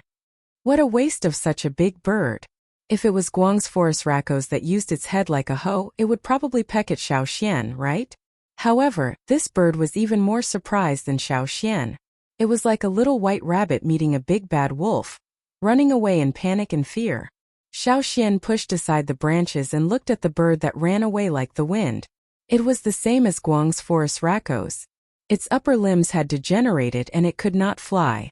Moreover, its body looked fatter than Guang's forest raccoons. Its lower limbs were slightly thicker and very fleshy. Whoosh! The shadow in the sky swept down, caught the big bird that had not run far, and then flew up again. After Cha-Cha caught the big bird, a team of 7 people rushed out of the woods. They did not notice Xiao Xian at first. They just stared at the sky and shouted. One of them even threw the spear in his hand, but Cha-Cha flew too fast and curved, so the spear missed a lot. It's caught. Where did this eagle come from? I've never seen this eagle before. Several people shouted over there. Then they noticed Xiao Xian standing next to them. Who are you? One of them asked suspiciously. I'm just passing by. Well, that's my eagle up there. Xiao Xian saw that although the other party looked unhappy, they did not intend to continue throwing spears. He whistled and made a gesture towards the sky. The travelers had said that the Lu tribe had a special status in the central region, and the people of the Lu tribe should be friendly with each other. Cha-Cha caught the struggling bird and circled in the sky before landing. The other party was worried that Cha-Cha would directly throw the big bird down from the sky. However, Cha-Cha only threw the big bird in front of Xiao Xian when it was close to the ground. Then it quickly flew up. It did not like the people who threw spears at it. The big bird was put on the ground. There were some claw marks on its body and it was a little frightened, so it did not recover for a while. After panting for a while, it planned to continue escaping. Unfortunately, the other party had already tied it up with straw ropes. Are you really just passing by? The leader asked. This time his attitude was a little better. Yes, I was just resting here when that big bird ran over, Xiaoxian said. I'm sorry. I thought that eagle was going to take away our bird. The leader laughed. He had an impression of every eagle that came to their tribe to steal food, but the one he saw just now was indeed very unfamiliar. Moreover, domesticated eagles were different from wild eagles. Just now he saw that eagle had drawings on its claws. He did not see clearly, but he guessed that they were totem patterns. The Lu tribe generally did not want to make enemies with others. Therefore, even if they were not close to many tribes, they would not offend them either. This young man in front of him could raise such a big eagle, so his tribe should be relatively large. Lu tribe Yanjiao. The man introduced himself. Yanjiao tribe Xiaoxian. Yanjiao tribe? They looked at each other. It seemed that this was the first time they had heard of it. Was it very far from here? Did you come here with the traveling team? One of them asked. Yes, I just parted with them. Sure enough, he came from a far place. They thought. Looking at the eagle in the sky, Yanjiao said to Xiaoxian, Xiaoxian, can you do us a favor? Yes, please. Yanjiao explained briefly. It turned out that every once in a while, the Lu tribe would transport some of their animals out to trade with people from other tribes. Then they would come back. However, there was an accident early in the morning. The fence was damaged, but it was not repaired in time. A big bird rushed out, and then many more birds ran away. The patrolmen intercepted some but missed many. They sent out 5 teams to search in 5 directions. Until now they had not found all the animals. So, I want you to ask your eagle to help us find them, Yanjiao said. Okay. This was not a difficult task. Xiaoxian called Cha-Cha down and said a few words, then let it fly away. The people who had been busy all morning finally had a chance to rest. 3 of them directly sat down on the ground, thinking that if the eagle could not find them later, they would have to continue. Hey, it's coming! One of them, who was staring at the sky, said excitedly. They had only seen eagles in the sky take away their livestock before. This was the first time that they had encountered an eagle helping to bring back their livestock. This was only the first one. After about 10 minutes, the second one was found. After the second one, Cha-Cha did not bring back any more big birds. There should be no more birds around here. Let's go back and see if the others have found any, Yanjiao said. At the same time, in order to thank Xiaoxian, Yanjiao also invited Xiaoxian to join them. During the chat just now, Xiaoxian showed his interest in raising big birds. This was also something that the Lu tribe was very proud of. They liked to let people see the results of their breeding so that they could trade with more people in the future. Come with us. We have the largest breeding farm in the central region. Many tribes have traded with us. Yanjiao brought Xiaoxian into the tribe. When he talked about breeding, his tone was full of pride. Xiaoxian, however, looked at the scene in front of him in surprise. They stood on the hill and looked at the lower ground. There were hundreds of birds as big as the previous one. Although they looked similar in size to the forest raccoons, they were more docile and only ate vegetables. In Xiaoxian's eyes, they were simply lumps of meat.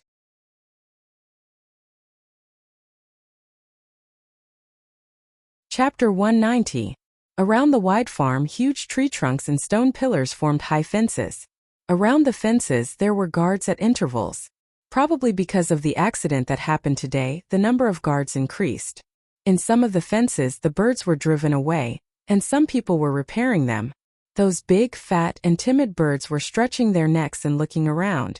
Occasionally, some people would throw in some fruits and unknown grains, which would cause a commotion in the fences. The big birds would rush to peck at the food on the ground. After eating, they would sleep in the sun. Xiaoxian also saw some people carrying out eggs about half a meter high from some haystacks. In comparison, the eggs that hatched Cha-Cha were so weak. Anyone who saw Cha-Cha now would find it hard to imagine that Cha-Cha came out of such a small egg. The people of the Lu tribe called those big birds meat birds. They were domesticated from moas. After generations of domestication, these meat birds gradually lost their wild nature and became docile and timid. However, they looked fat and had short and thick legs. Xiaoxian didn't expect these birds to run so fast.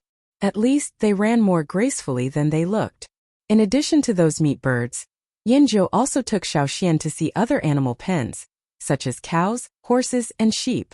The scale of these pens was not as big as the one in the Feng tribe, but with such rich breeding species and techniques, the people of the Lu tribe would not lack food. How is it? How are the animals in our tribe? Yanzhou asked Xiaoxian with a proud face. Very good. Xiaoxian answered honestly. Xiaoxian had seen many tribes along the way, and they all knew how to breed animals. However, none of them could compare to the Lu tribe.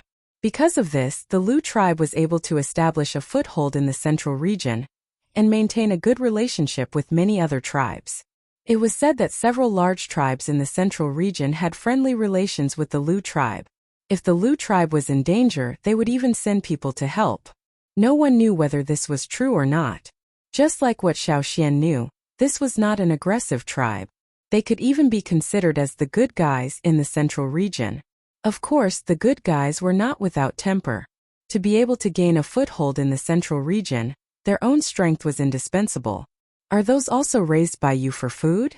Xiaoxian pointed to a breeding area where giant cows were grazing.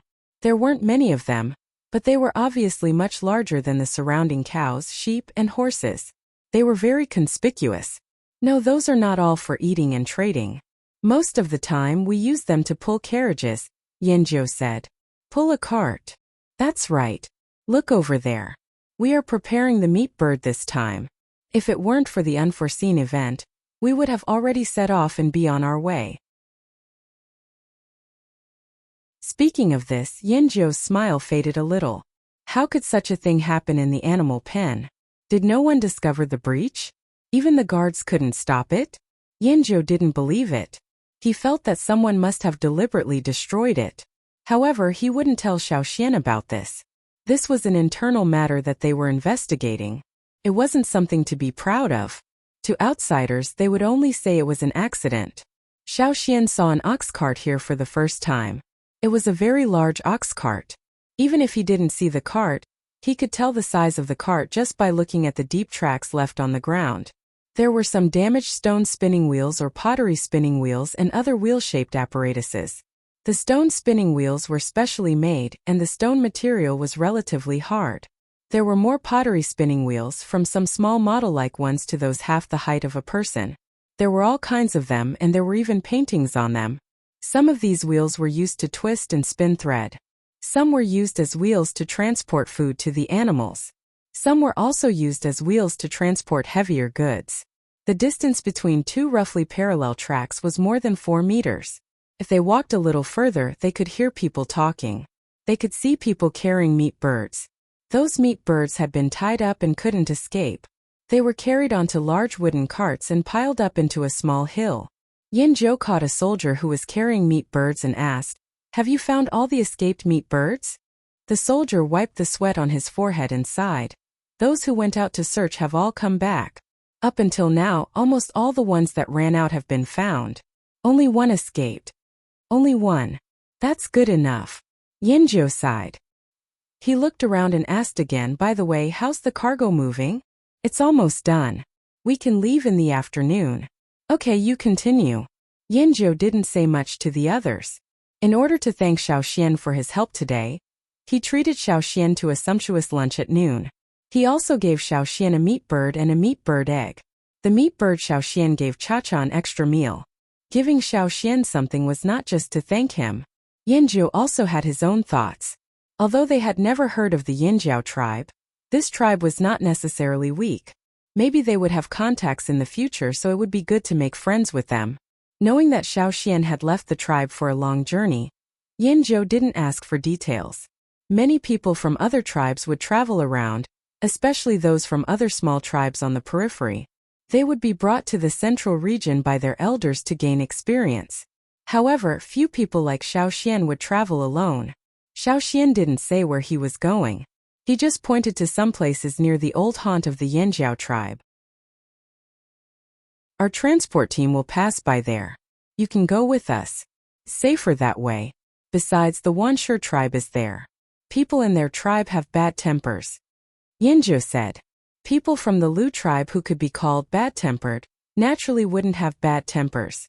Inviting people to ride with them was one of the Lu tribe's ways to show their friendliness. Xiaoxian didn't refuse. After thanking them, He helped them carry the tied-up meat birds. Observing these meat birds from a close distance, Xiao Xian found that after they were tied up, they would only cry once or twice. Most of the time they were sleeping. There was no sense of danger at all. Most of the people of the Lu tribe carried one bird with two people, but Xiao Xian could carry two birds with no problem. Xiao Xian, people in your tribe are really strong? Yinzhou couldn't help but say. Yes, people in our tribe don't have good tempers, but they are strong. Xiao Xian threw the two meat birds onto the wooden cart and answered. Yinzhou didn't take Xiao Xian's words seriously. He only thought that Xiao Xian was joking. After all, he didn't think Xiao Xian was a violent person. Naturally, he also thought that people in the Yinzhou tribe were all like that. However, he believed Xiao Xian's words about people in the Yinzhou tribe being strong.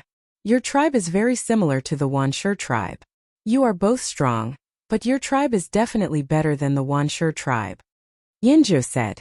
The Wanshi tribe was said to not have been one of the big tribes in the central region.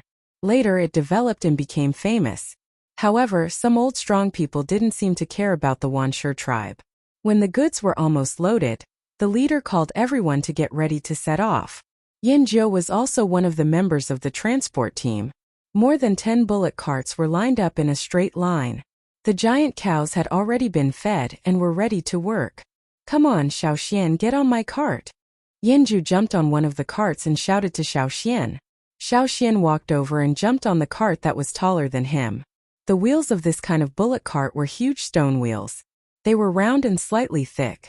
Probably for cushioning, the stone wheels were tied with circles of grass vines. In order to pile more meat birds, there was no carriage or roof on the cart. It was just an open-air wooden cart. Fortunately, the thick planks were strong enough. Otherwise, they would collapse with a little pull. After the leader of the transport team finished cleaning up, he shouted, "Let's go." The sound of the stone wheels rolling on the ground and the creaking of the planks, mixed with the cries of the meat birds, rang out as the cart set off. This was a very novel experience for Xiao Xian. Sitting on the wooden cart with his knees hanging down, Xiao Xian listened to the gossip of some tribes in the central region. For example, which tribe had a war, which tribe's people were beaten up, which tribe found some treasures, which tribe's chief or shaman changed, and so on. In the afternoon, Yangguang was still very hot. Probably because it was the end of the year, the temperature was not very high. Xiao Xian listened to the people of the Lu tribe all the way. Occasionally, he asked a few questions to learn about the situation nearby, and to perfect the map. As they got closer and closer to the old land, Xiao Xian didn't hear anything about the Yinzhou tribe. No one mentioned the Yinzhou tribe. Instead, they talked about the Wanshi tribe, which was said to be very strong and bad-tempered. Next to the old land of the Yinzhou tribe, a new strong tribe, the Wanshi tribe, rose up and occupied a new territory. According to the words of the people of the Lu tribe, in the eyes of the Mang tribe and the Eight Limbs tribe with a long history, the Wanshi tribe was the second Yinzhou tribe. And the Yinzhou tribe, which used to be glorious in the central region, had long been forgotten. While they were talking, Xiao Xian heard a long and sonorous elephant trumpet in front of them. Looking up at the intersection of the flat ground and the sky, a black shadow was wriggling. Because of the movement there, the place where the sky and the sky met became blurred. The Wanshi tribe. It's the people of the Wanshi tribe. The people in the carts were not in the mood to chat anymore. They looked nervous and some people had already taken out their weapons. The Lu tribe had a good relationship with many tribes. In the central region, many tribes would not attack this nice guy, because he was not a big threat. Even if they wanted to fight for territory, they would not attack the Lu tribe. And the Wanshi tribe was not one of them. Yinzhou had said that the people of the Wanshi tribe were bad-tempered, and conflicts between the two tribes often happened. Look at them. Are they going to fight with other tribes again? A man in the cart said. They should be. Look at their mammoths carrying so many things on their backs. Another man said with disgust, if they are strong enough, why don't they hunt the ferocious beasts in the forest? They always rob other tribes. The Wanshi tribe was close to the forest where there were many ferocious beasts. However, they seldom went there to hunt. Every time they had enough food, they would go to other tribes to rob them. They only robbed those tribes that were weaker than them. As for the powerhouses of the big tribes, they would not provoke them. I heard that there was a big tribe in the forest with ferocious beasts a long time ago, but it died out. When will the Wuxia tribe die out? A man whispered. Stop talking. Take care of the things. Yanjiu whispered to several people in the carts. Got it. The others in the carts answered. Xiaoxian, you should also be careful. The wind just blew the dust towards the team of the Lu tribe. The Lu tribe was so angry that they choked several times, but they didn't take any action. They were outnumbered and the other side was not easy to deal with. They had to endure what they had to endure. They hated the Wuxia tribe even more. When the other side's long whip was lashed out, it almost brushed against the giant ox pulling the carts of the Lu tribe.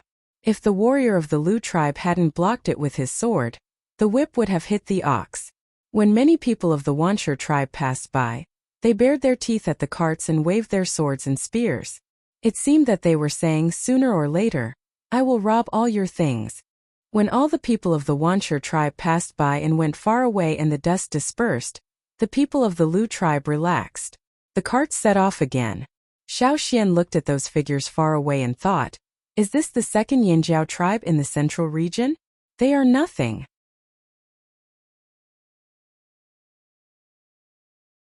Chapter 191. Seeing the Wuxia tribe, the people of the Lu tribe, who had been talking excitedly, quieted down. Xiaoxian didn't say goodbye to the Lu tribe's caravan until they had traveled some distance. Here Yanjiu's caravan was heading away from the ferocious beast mountain forest, while Xiaoxian was heading there. It's not far from the Wuxia tribe. You can follow us a little further. Yanjiu suggested. No, you don't have to worry. Xiaoxian pointed to the sky above. Seeing the eagle hovering in the sky, Yanjiu remembered that Xiaoxian could use the eagle. After all, they had never heard that the Wuxia tribe had domesticated eagles, so the sky was safer. Anyway, be careful of the Wuxia tribe. Yanjiu said. Okay, thank you. Oh right. Xiaoxian took out a stone card, which was the one the shaman gave him, with the totem of the Yanjiao tribe painted on it. Showing the stone card to the people of the Lu tribe, Xiaoxian said, this is the totem of our tribe. Maybe many people don't know it now, but I believe that soon everyone will remember it. The people in the car looked at the totem on the stone card, but didn't notice that Xiaoxian said, everyone will remember it. They were sure that they had never seen or heard of this totem, but in order to show their friendliness, and for the sake of Xiaoxian's help, they still looked at it, thinking that they probably wouldn't see it again. Noticing the expressions of the people in the car, Xiaoxian didn't say much, just smiled, and then put away the stone card. He said goodbye to the people of the Lu tribe, made a gesture to the sky, and jumped on Cha-Cha's back after it landed. Goodbye! Waving to Yanjiu and the others, Xiaoxian patted Cha-Cha's head. Let's go. Looking at the figure flying away in the sky, the people in the car looked away. Do you think we'll see Xiaoxian again in the future? Someone asked. I think the people of the Yanjiao tribe should be good, at least much better than the people of the Wuxia tribe. If the Yanjiao tribe is not too far away, we can go to their tribe. What a pity, they were talking about Xiaoxian and the Yanjiao tribe. After a while, they realized that Yanjiu hadn't said anything, so someone asked, Yanjiu, tell us what you think. Yanjiu came back to his senses and looked at the others in the car. What do I think?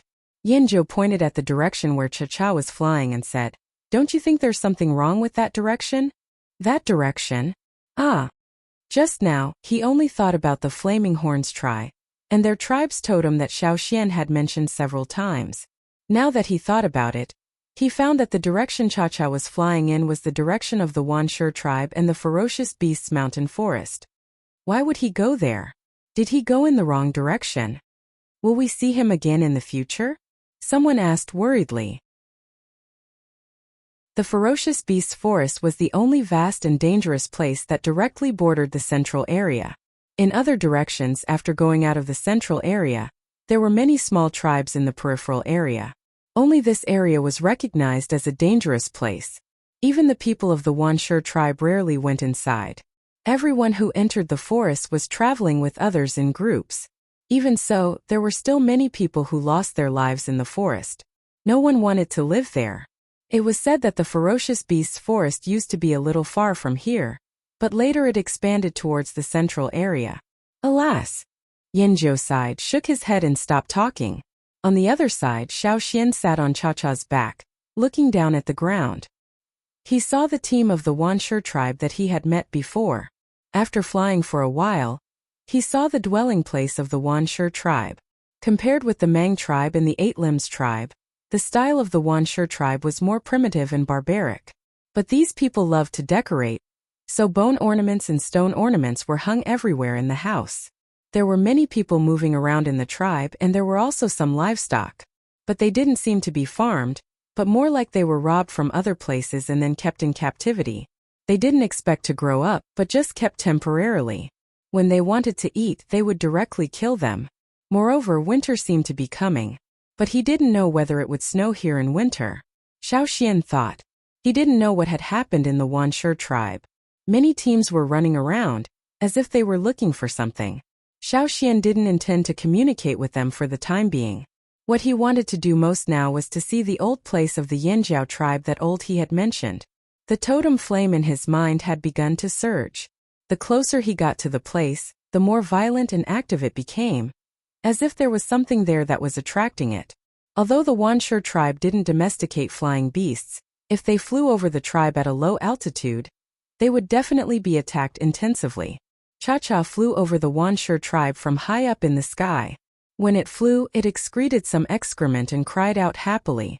Below, the teams of the Wanshi tribe, who were running around looking for someone, heard the eagle's cry. They looked up and took out bows and spears to guard against it. Sometimes some birds would run out of the forest and take away their food, and sometimes people.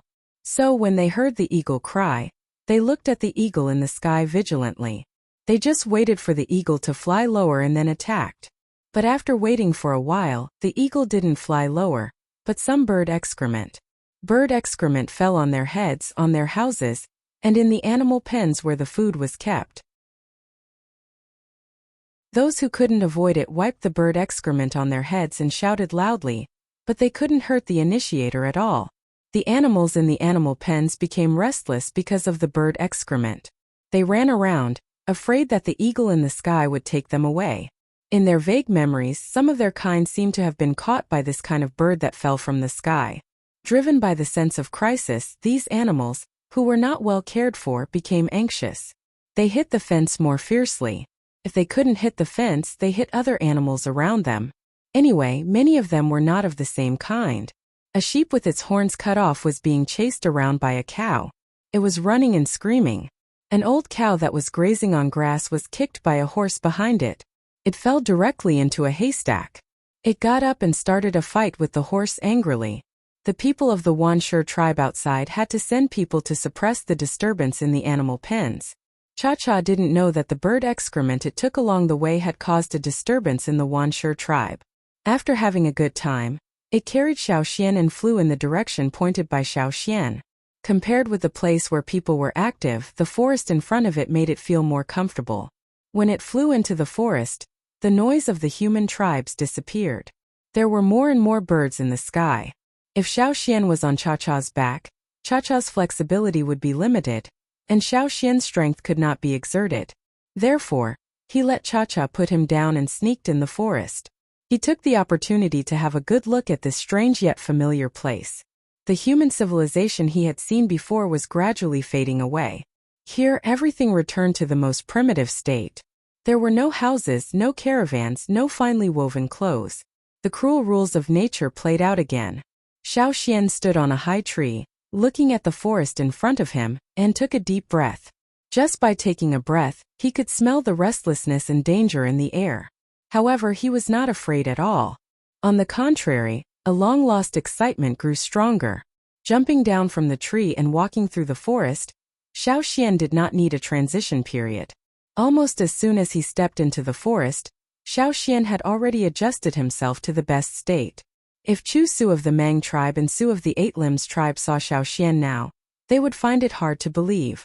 After all, what left a deep impression on them was Xiaoxian's undisguised barbaric and violent style. But now it was completely different. Nimble, swift, and hidden. Like those ferocious beasts that were good at surprise attacks, cunning and dangerous. There was no extra breath exposed, as if he had already blended into the forest. There were many wild beasts and ferocious beasts in the forest. There were several times when Xiaoxian brushed past those ferocious beasts. Here he was alone. When there was no hunting, he did not want to provoke those ferocious predators. He had to save his strength to find his target. Every bit of strength was used in the right place. To survive in the forest, one had to use the least amount of strength to get the best result, and save the rest to save one's life. A vine quietly approached Xiaoxian from behind. Even the rustling sound of friction could not be heard. When it approached Xiaoxian, a bud-like thing at the top of the vine suddenly opened, like a big mouth with sharp teeth, and bit at Xiaoxian's leg. With a flash of the knife, the big mouth at the top of the vine was cut off. Some dark green juice flowed out of the cut, and then the vine quickly shrank back. Xiaoxian did not pay much attention to the vine. He had seen many plants like this in the hunting ground before. He was almost there. Xiaoxian already felt the totem flame in his mind becoming excited. A huge rock attracted Xiaoxian's attention. The huge rock stood there, and it did not seem to fit in with the surrounding environment. The huge rock was covered with thick moss and all kinds of rotten leaves. If one did not look carefully, one would not be able to tell that it was a rock. After checking the surroundings and finding no dangerous objects, Xiaoxian approached it carefully and scraped off the thick layer of moss with his stone knife. There were some deep dents on the surface of the rock. He scraped off a large piece of moss and did a simple cleaning, so that the dents on the rock could be seen more clearly. On the surface of the huge rock, there were some paintings, a very Yinjiao style flame double horns pattern, and some words. Probably for some reason, some parts of the rock were worn down, and many dents could not be connected. Only the two biggest words were Yinjiao, and the other smaller words were hard to recognize. Yinjiao, after removing the thick layer of moss and rotten materials, finally saw the light of day again. Just like the rock paintings of the Eight Limbs tribe, these huge rocks also served as boundary markers, telling everyone who came here that this was the territory of the Yinjiao tribe. Besides that huge rock, Xiaoxian found several other similar huge rocks of different sizes, and with different degrees of wear. Some looked like they had been cut in half, while others were mostly buried in the ground. He said that the roots of the Yinjiao tribe were still here. Before coming here, Xiaoxian did not know, nor could he feel. But now, as soon as he stepped into this area, Xiaoxian felt that there was a kind of attraction there attracting him. It was the first time that Xiaoxian came here, but he felt an inexplicable sense of familiarity. Xiaoxian understood that it was because of the fire seed and the totem. Following the attraction, Xiaoxian quickly approached that area, and in the process Xiaoxian also found a phenomenon. It seemed that the closer he got to the central area, the fewer ferocious beasts he saw. Perhaps, as he said, the roots of the Yinjiao tribe were still here. So, just like the fire seed deterred wild beasts and ferocious beasts, it also had a certain effect here, but it was not as obvious as the fire seed. Without more ferocious beasts to disturb him, Xiaoxian moved forward a little faster. The closer he went, the more traces of the tribe Xiaoxian could find. For example, houses, some towering stone pillars, etc. Because too many years had passed, some of them had lost their original shape, and with the change of the terrain they were seriously damaged. There were no people, and ferocious beasts rarely came here, so this place was almost covered by all kinds of plants.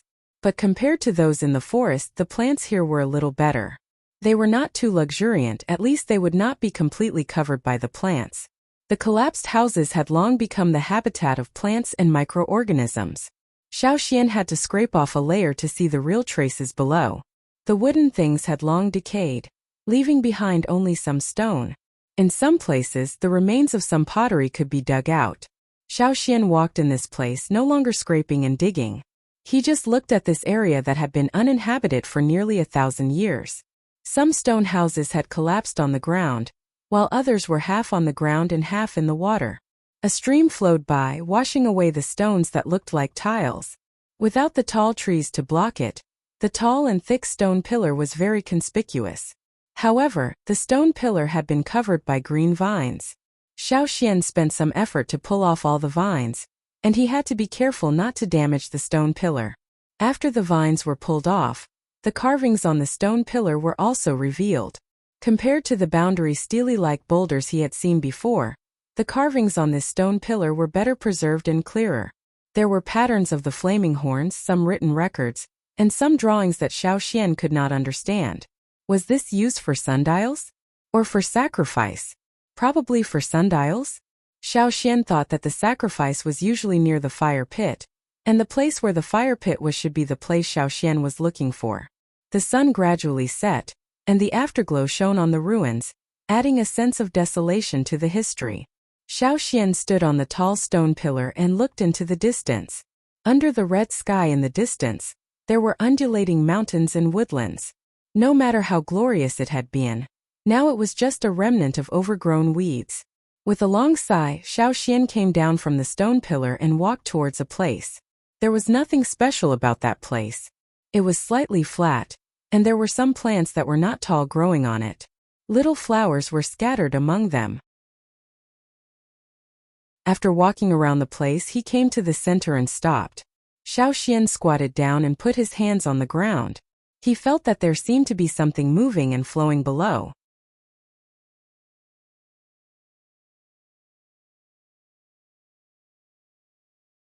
There were also some carved stone statues of people and beasts, some of which were warriors killing ferocious beasts. Closer to the fire pit, there were some people standing in an arrangement similar to what Xiaoxian saw with his own eyes during the sacrificial ceremony in the tribe. There were also warriors performing the sacrificial dance, and there were also the erected pillars and offerings. The difference was that there were 6 people standing closer to the fire pit. Xiaoxian could not see their specific appearances, only vague figures. Their decorations were more gorgeous than the warriors performing the sacrificial dance, and the ornaments hanging from their heads and bodies were more complicated. A figure stepped into the fire pit and walked towards Xiaoxian. Xiaoxian knew that this person was not really for himself. This person's purpose should be the fire seed where he was. And this person should be one of the shamans of the Yanjiao tribe. These people could be called ancestors. If the people of the tribe on the other side of the river saw this scene, they would probably kneel down again. Xiaoxian stood there, quietly looking at the figures around him. The shaman walked to the fire seat and put down something, then stepped back out of the fire pit. He stood by the fire pit and began to raise his arms, probably chanting. The surroundings seemed to be brighter. Xiaoxian looked around him. The flames quickly rose up and wrapped around him. Because of the sudden rise of the flames, the surroundings became brighter. The people standing not far away were also illuminated. However, Xiaoxian still couldn't see clearly. He could only make out a rough outline. Men and women, old and young. There were also some accompanying hunting dogs that had probably finished their engraving. Everyone was looking in the direction of the fire seed. No matter where Xiaoxian looked, even if he could not see the expressions of those figures, he could feel that they were all looking in his direction. He lifted his foot and walked out of the center, out of the range of the fire. Xiaoxian was like a bystander, walking in the crowd and looking at the figures around him. They did not change because of Xiaoxian's walk, because the two of them existed at different points in time. These were all reenactments of the past, just like when Xiaoxian followed the advance group into the Green Land and saw the Green Thief at night. The people standing around knelt down in the direction of the fire pit devoutly. The surroundings were covered with a layer of fire. Looking back, Xiaoxian looked in the direction of the fire pit. The rolling flames were higher and fiercer than the ones he had seen in the Yanjiao tribe when he participated in the sacrificial ceremony. The surrounding sky seemed to be burning, dyed in the color of fire. It was incomparably magnificent. This was only the first of the 3 flames of the fire pit, but it was already so powerful. What would happen when he reached the 3rd flame? When he first saw the flame of the fire seed in the Yanjiao tribe, he thought it was incredible and magnificent. But now, seeing the scene in front of him, he knew what the real flame of the fire seed was. It was like a picture once drawn on a roll of animal skin. This was the scene of the glorious era. Just as Xiaoxian stood by the fire pit in the old land of the Yanjiao tribe, looking at the images that had passed away for nearly 1,000 years, on the other side of the river far away from the central region. At this time, there were not many people in the Flaming Horns tribe who would go out. The mountain foot area was already dark. The night swallows were also flying around actively, staring at the houses, waiting for someone to come out. Then they would rush up and attack. The higher up the mountain, the more flames there were. Some warriors were burning fires in their houses. They were either cooking food or just sitting around the fire and talking. But these flames were nothing in the dark. At the top of the mountain, the shaman sensed something unusual. He rushed out of the stone house like a gust of wind and headed for the fire pit. The warriors who were guarding around the fire pit wanted to inform the shaman and the chief, but they didn't expect that the shaman had already come. Looking at the scene in the fire pit, the shaman seemed to be stunned. He stood there, his mind blank for a moment. In the fire pit, the bean-sized flame was now jumping violently. Then it suddenly rose, rolled up, and expanded to the whole fire pit. It was not the time for sacrifice, and no ceremony was held. The shaman didn't even do anything. But the flame in the fire pit was burning just like the annual sacrifice after winter. And it was burning by itself. Furthermore, the rolling flames were even more intense than the flames that were ignited during the annual sacrificial ceremony. The chief who came after receiving the report was also stunned after seeing the scene in the fire pit. Chief Ao's words woke the shaman up from his blank state. He was just too excited to react. He's here. He found it. Xian found the old land of the Yanjiao. The shaman knelt on the ground and kowtowed in the direction of the fire pit. In the hearts of the tribesmen, the shaman had always been a master. But now he was kneeling on the ground and crying. But no one on the scene would laugh at him. They knelt on the ground together with the shaman. Although they didn't quite understand what it meant, they had a vague idea in their hearts that made them very excited. Xiao Xian had left the tribe for a long time. Since the end of the rainy season, now the winter was coming. No one knew whether Xiao Xian could cross the river safely, or what he would encounter after crossing the river safely. After all, he was just a young warrior.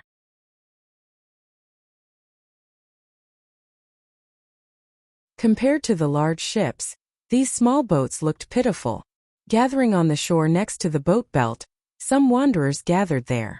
Every day they had to work until very late before coming back. Then they all gathered here to make a big fire and get some food to eat. It was the same now. They laughed and talked.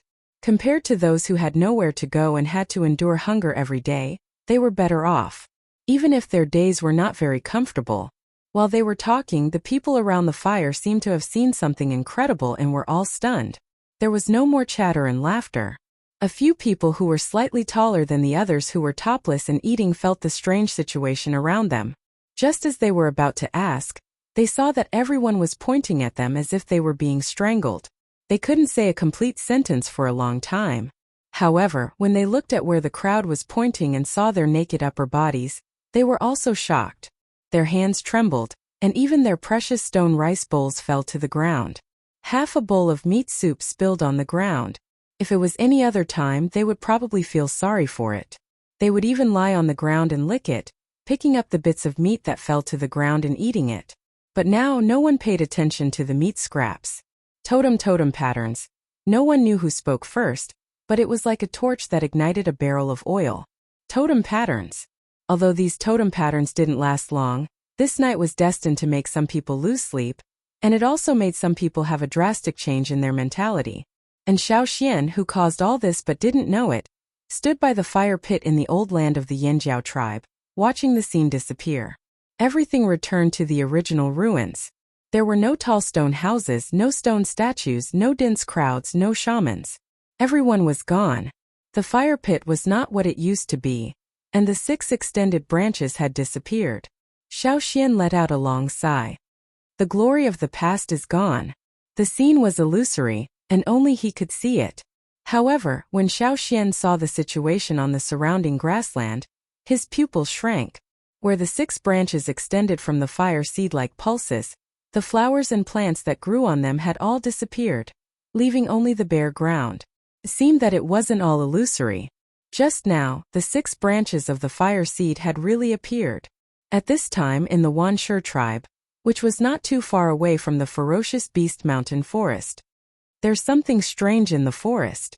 Although it's not clear, I have a feeling that the biggest threat of the Wanshi tribe lies there.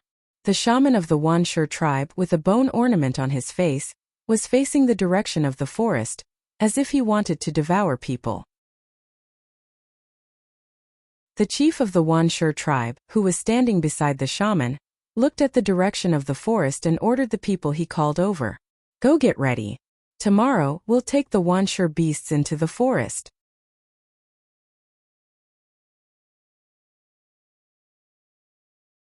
Chapter 193. Early in the morning, Xiaoxian woke up on the high stone pillar. He yawned and stretched his arms and legs, then looked around. At first glance, there was no difference from yesterday, but with a little closer look, he could see the blinds extending in 6 directions among the flowers and plants.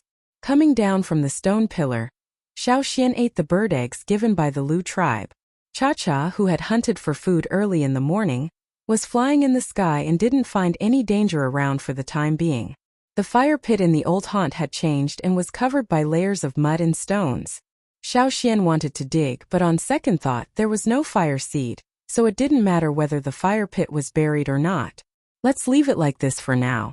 With the fire pit as the center, Xiaoxian recalled the illusions he saw last night and walked around. The changes were too big. If he hadn't seen the illusions last night, Xiaoxian really couldn't imagine what kind of buildings there used to be. Originally, he wanted to dig up some special objects, but after walking around, he didn't find anything. Maybe something was buried deep in the ground, or maybe it was destroyed long ago. It was also possible that it was taken away by the Yinjiao tribesmen when they left. Xiaoxian planned to search carefully, but suddenly there was an eagle's cry in the sky. His hands paused and he put aside a damaged pot he just dug out. Xiaoxian sneaked into the woods in the direction of Cha-Cha's warning. Early in the morning, the Wuxia tribe sent more than 100 people into the woods in 5 teams to search for people. The shaman and the chief told them that if they saw people who were not from the tribe, no matter who they were, no matter what they looked like, no matter what they offered, kill them. Those who could bring back their heads would be rewarded by the shaman and the chief. Even though the shaman and the chief didn't say who were in the woods, or how many people there were, everyone was excited when they heard that there would be a reward. They all wanted to get the credit. Those who had just returned from the tribal war were not sent out. In order to find out what was going on, the shaman and the chief decided to temporarily send out more than 100 people to investigate the situation. The others who were left in the tribe looked at those who were walking towards the ferocious beasts' mountain forest with envy. There were so many people in the Wuxia beasts, so there shouldn't be too much danger. It would be great if they could make contributions. The people who were about to enter the forest were envied by their clansmen.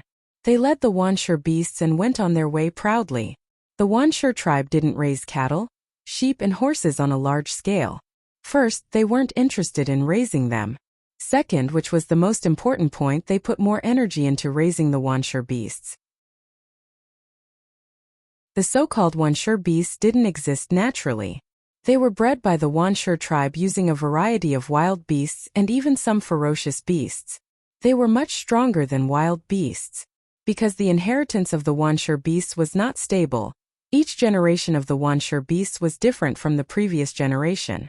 For the sake of convenience and fame, the Wuxia tribe named them Wuxia beasts. The Wuxia beasts were bred by directional selection. For hundreds of years, some of them could be inherited stably.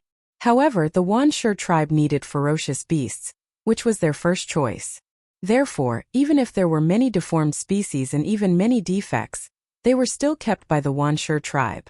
Those beasts with stable inheritance but weak attack power were more often used as food.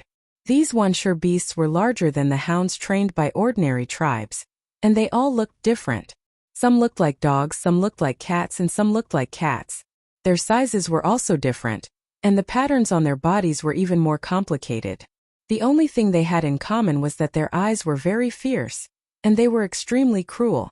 When they looked at people, it seemed that they would rush up and bite them. When waging war against other tribes, the Wuxia beasts would also be used by the Wuxia beasts to track those threats that must be killed. The Wuxia beasts were tied by some thick and strong straw ropes that had been soaked in special treatment. If the totem warriors of the Wuxia tribe were not strong enough, they couldn't pull these ferocious beasts and had to prevent them from biting off the ropes. 100 people were divided into 5 teams and entered the ferocious beasts' mountain forest. Each team took 3 or 4 Wuxia beasts. They were not close to each other but not too far away. If a team had an abnormal situation, They would whistle loudly and the nearby teams would rush over after hearing it. Although they were very excited by the words of the shaman and the chief when they left the tribe, they couldn't help but feel nervous after entering the ferocious beasts' mountain forest. No one spoke, only the Wansure beasts growled from time to time. They didn't find any abnormalities or any trace of people. They thought that with the Wansure beasts, they could track the target after entering the forest. Unexpectedly, after entering the forest for a while, they met several beasts, but still found nothing.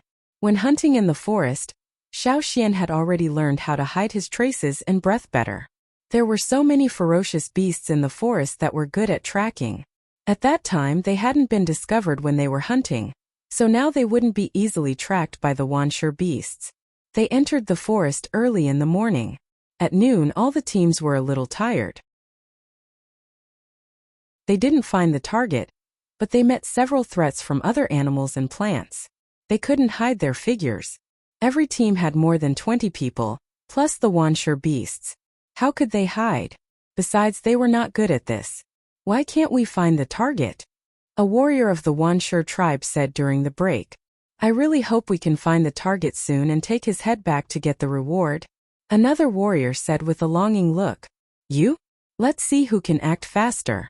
I won't give the prey to you. Maybe there is more than one person. Maybe there are several people. Even if there is only one person, we can split him. Someone interrupted. That's right. Anyway, it's up to our abilities. Whoever grabs it will get it. While they were talking, a man on the side suddenly said, Hey, what's that? The leader stood up and walked over to a big stone. Usually they wouldn't care if they saw such a stone. But now this stone didn't seem to be an ordinary stone. From where they were before, they could only see one side of the boulder. When he walked to the other side, he saw the indentations on the boulder that had been scraped away. Who scratched it? The leader asked. The others shook their heads. The scratches on the moss were relatively new. If they weren't scratched by their own people, it meant that someone had been here just now. The leader was not the only one who thought of this. The others also reacted. Someone really came here? Great. What? Yinjiao? What's Yinjiao? The man who saw the words on the stone asked. I heard that there used to be a big tribe here, but it died out later. Could it be this tribe? It's very likely. Speaking of this, a strong excitement rose in everyone's heart. What a big tribe. Although he didn't know what a big tribe was like 1,000 years ago, he could tell from the big tribes in the central region that each tribe had some very precious things. Maybe there were even precious things like jades and fire crystals that people coveted. At the thought of this, everyone in the team was itching. They also knew that the forest was very dangerous, and there were many ferocious beasts. But now they had more people and they should be fine if they were careful, right? The people who sneaked into the forest didn't come for this big tribe, did they? Someone said. No, we can't let others take it away. We have to hurry. Without the leader saying more, the others hurried to stand up. They had gained a lot of benefits from the tribal war. And when they encountered the remains of such a big tribe, the first thing they thought of was naturally whether they could get something good.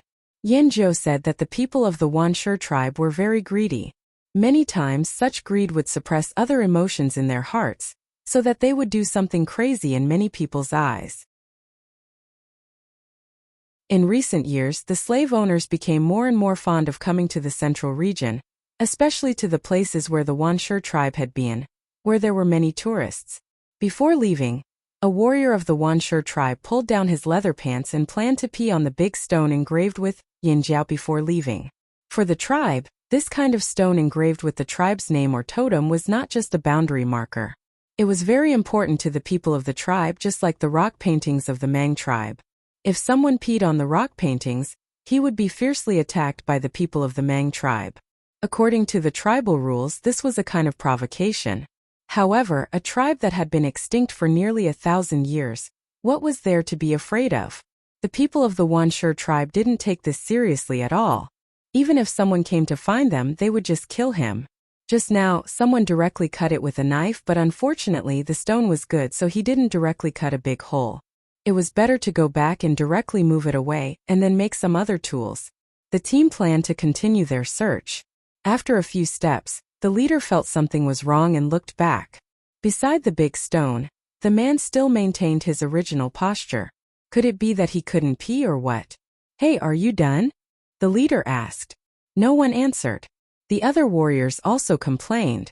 If you want to pee, then just pee. If it wasn't for the fact that we had to hurry over to find the target, we would also pee. But why are you just standing there? Stalling for time?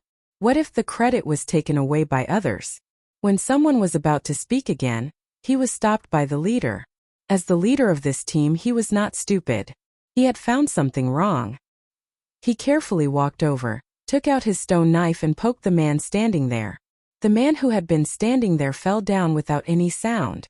Everyone was nervous. When did he get hurt?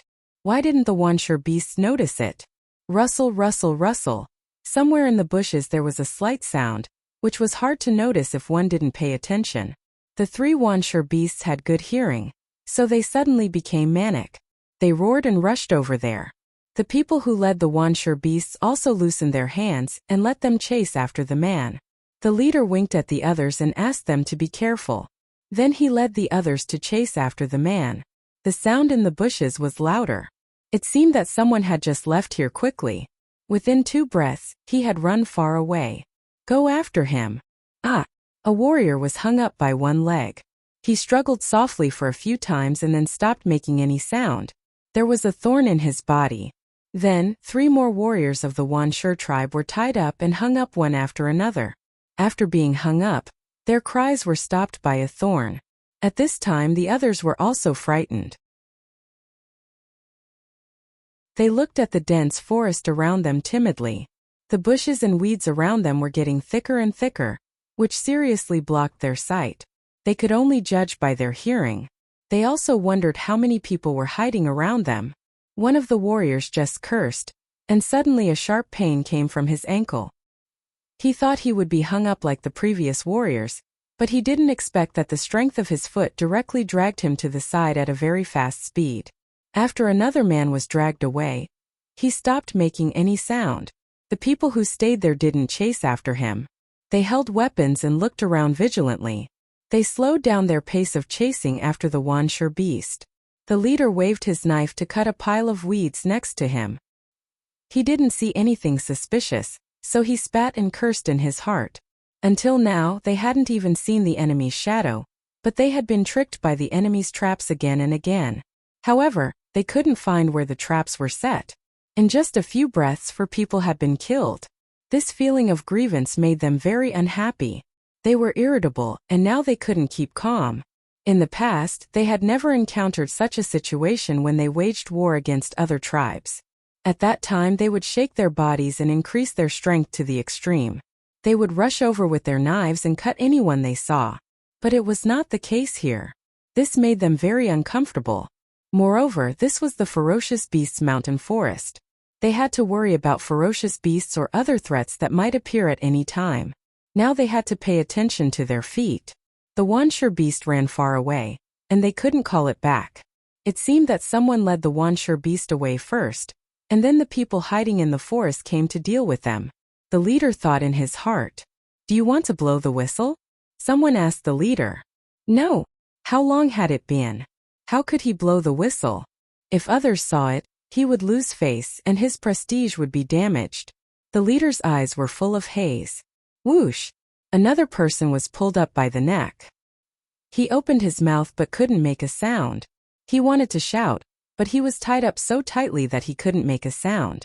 His face was distorted. Puff! A wooden splinter pierced his neck. The poison made him lose consciousness quickly, and he stopped struggling. The leaders looked at the sky. Silk thread? Such silk thread. Was it the 8 Limbs tribe? That shouldn't be the case. The 8 Limbs tribe was a little far from here, and the 8 Limbs tribe couldn't interfere here. It didn't matter if the Wuxia tribe destroyed several small tribes, but if a big tribe interfered, it would affect more than just the surrounding forces. Besides, what was so important about the ferocious beasts' mountain forest? The more they thought about it, the more confused they were. The leader stopped thinking about it. What he needed to do now was to find out the suspicious people here and kill them.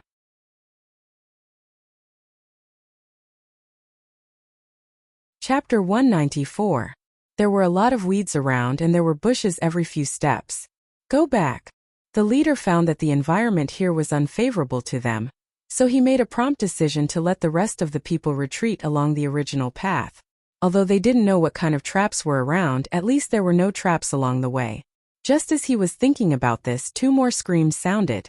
2 warriors fell to the ground.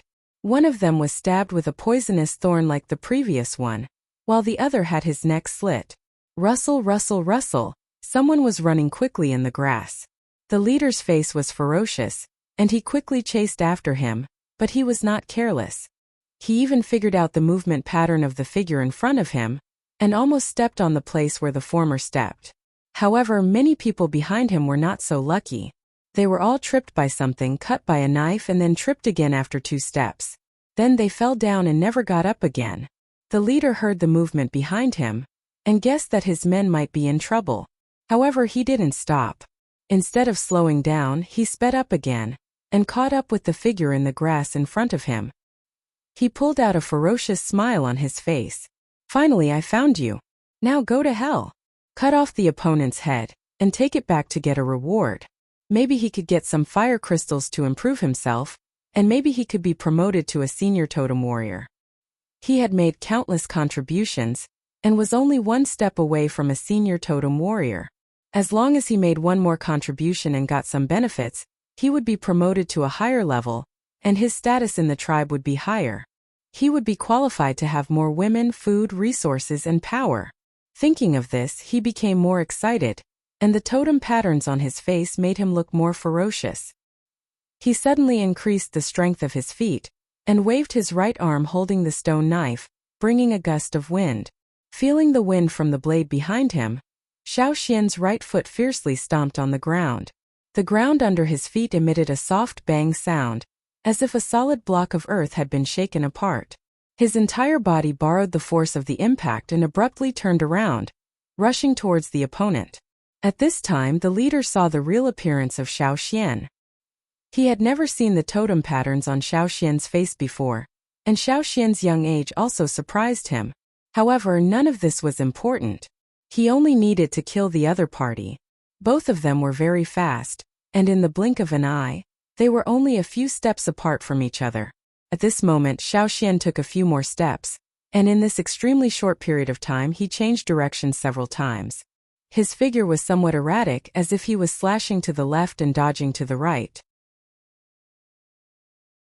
For a moment, the leader still couldn't figure out what Xiao Xian was thinking. He hesitated for a moment. At the same time, the momentum of the stone knife in his hand changed slightly. It was no longer as straightforward. He wanted to determine which direction Xiao Xian would go based on his movements, but suddenly he met Xiao Xian's eyes. At this moment he couldn't help but shudder. Xiao Xian's eyes reminded him of a few years ago, when he came to the ferocious beast forest with a few people from the tribe. They encountered a ferocious beast that was not only strong, but also very cunning and good at hiding. They couldn't avoid it even if they pretended to be dead. The few people who came in together were all intermediate totem warriors. They were arrogant outside, but more than half of them were killed by the ferocious beast, and the rest fled quickly. At that time the ferocious beast didn't look conspicuous or big, but they were so scared that they didn't even have the courage to fight back. If they didn't escape, they would die. This was the only thought he had at that time, and it was also a nightmare that lasted for many years. This time he heard that there was a big reward, and he felt that his strength had improved a lot, so he entered the forest again. And now, he once again had the same thought as back then. At the moment when he met Xiao Xian's eyes, he had an illusion, as if he had returned to the situation at that time, when he faced the ferocious beast that made them tremble in fear. The leader's body paused for a very short moment, and a voice in his heart was screaming, "Run! Run! Run away from here!" In this kind of 2 versus 1 battle, the slightest negligence could make the difference between life and death. Blow the whistle. He only had time to shout this sentence before his chest was pierced by a stone knife. After killing one person, Xiao Xian didn't stop. He reached out his other hand and grabbed a wrist. After the leader, there was another person who followed. Perhaps in terms of strength he might not be the leader's opponent, but in terms of speed he was comparable. Just now, he clearly saw that the leader was in a disadvantageous situation, but he didn't help. Instead, he chose to take advantage of the opportunity to sneak attack. He didn't expect that he would be caught. Xiao Xian exerted force in his hand, and with a crack, the wrist holding the knife was crushed. The intense pain from his wrist made him scream in pain. Naturally, he couldn't hold the ivory knife in his hand. Xiao Xian caught the ivory knife that was polished white with one hand, and with the other hand holding the stone knife, he chopped upwards. All of this happened in a very short time. The person holding the ivory knife was still in shock, regret, and the pain in his wrist. He didn't have time to think about how to avoid this attack. He still had a dark brown stone knife in his other hand. He instinctively raised it, wanting to block Xiao Xian's knife first. Bang! The two stone knives collided. The man felt a strong force pass through the knife in his hand and hit his arm violently, as if it was going to break. Such a tyrannical force forcefully lifted his arm up, and his entire body fell backward along with his arm, as if someone was dragging him from behind. Because of this, he didn't have a chance to cover himself. Xiao Xian's stone knife had already pierced his body. After dealing with the two people who followed him, Xiao Xian wiped the blood on the stone knife with the grass next to him. After many years of hunting, he had wandered on the edge of life and death many times. After coming here, he had seen the cruel war between tribes. Xiao Xian was used to this kind of ruthless method. Taking a long breath, Xiao Xian heard a whistle not far away. Someone had heard the leader's last cry and blew the whistle for help. The people closest to here should be rushing here. Xiao Xian didn't turn back to deal with the people who were left behind. The smell of people and the noise over there should be enough to attract the hungry birds, right? Xiao Xian specially found this place. Perhaps because of the fire pit, there weren't many dangerous plants and fierce beasts in the old haunt. When he looked around in the morning, he saw some bird footprints. From the footprints and some traces in the bushes, he could roughly guess what kind of birds they were. They were birds similar to the forest raccoons. When they pecked, it was like being hit by a hoe. It was enough to make those people suffer. Looking at the sky and the Cha-Cha's flight path, Xiao Xian didn't pay attention to the people behind him and quickly left. The person who blew the whistle wanted to retreat after seeing the people around him fall down one by one. The reward was built on the foundation of being alive. He didn't want to lose his life. At this moment he heard the leaders shout. Naturally, he blew the whistle as hard as he could. He ran back while blowing the whistle. He was too nervous and didn't pay attention to his feet. He tripped over something and thought it was a trap or some dangerous vines. He didn't even look at it. After a while he realized that it was just a piece of soil. He took a long breath and was about to get up when he heard the sound of footsteps. Did other people come to help? No, those weren't human footsteps. He got up and wanted to run away, but he found that the same footsteps could be heard on the way back. A figure jumped out from the bushes and went straight to the person who still had the whistle in his mouth. They didn't have obvious wings. They weren't even as big as the Lu tribe's birds, but they had big beaks. Their eyes were eager. It was the look of someone who saw food. Ah! Screams resounded through the forest. The people who heard the whistle couldn't help but pause and feel a chill in their hearts. At this moment, Xiao Xian, who was already far away, was squatting on a big tree and looking at a bear not far from the tree. There were many kinds of giant bears in the forest, but this one was undoubtedly the strongest among the giant bears. Maybe their weight wasn't the heaviest among the giant bears, but their speed and strength were definitely not weak. They had slender limbs compared to other bears. This characteristic made them look less clumsy than other bears. Instead, it allowed them to walk faster for longer periods of time, move more easily and run faster. It had a short and wide jaw with well-developed muscles, a huge body and arrogant canine teeth that made people feel intimidated at first glance. And in its mouth, those huge molars could easily crush the bones of many wild beasts and even many ferocious beasts. Sometimes they didn't even hunt for their own food, but directly robbed the prey of other predators. Xiao Xian had encountered several situations where wolves were robbed by giant bears. With just a glance, Xiao Xian, who had followed hunting teams for many years in the forest, could judge that this species was at the top of the food chain, at least in this area. At this moment, the bear was anxiously looking for something. It sniffed, stood up, hugged the tree trunk and licked a fork. Feeling that it was not enough, It easily broke the branch that was as thick as a person's arm with its big palm and put it in its mouth to bite. After a while, it felt bored and threw away the branch that was almost bitten into pieces. It sniffed and continued to follow the smell. At this time, many bears like to look for honey to store enough nutrients for the winter. Xiao Xian just found some honey and used it to lure the bear. He was alone, but there were at least 100 people from the Wanshi tribe in the forest. This was the old haunt of the Yinjiao tribe. Sometimes you knew it was dangerous but you couldn't take a step back. The old haunt was the reverse scale of the Yinjiao tribe. Even if Xiao Xian couldn't stay here all the time, at least for now, he could try his best to stop those people. It would be better if he could teach them a bloody lesson and make them afraid. Fortunately, there were many ferocious beasts in the forest. It was a strange but familiar environment. Looking at the figure flying in the sky, Xiao Xian slid down from the tree and sneaked into the forest.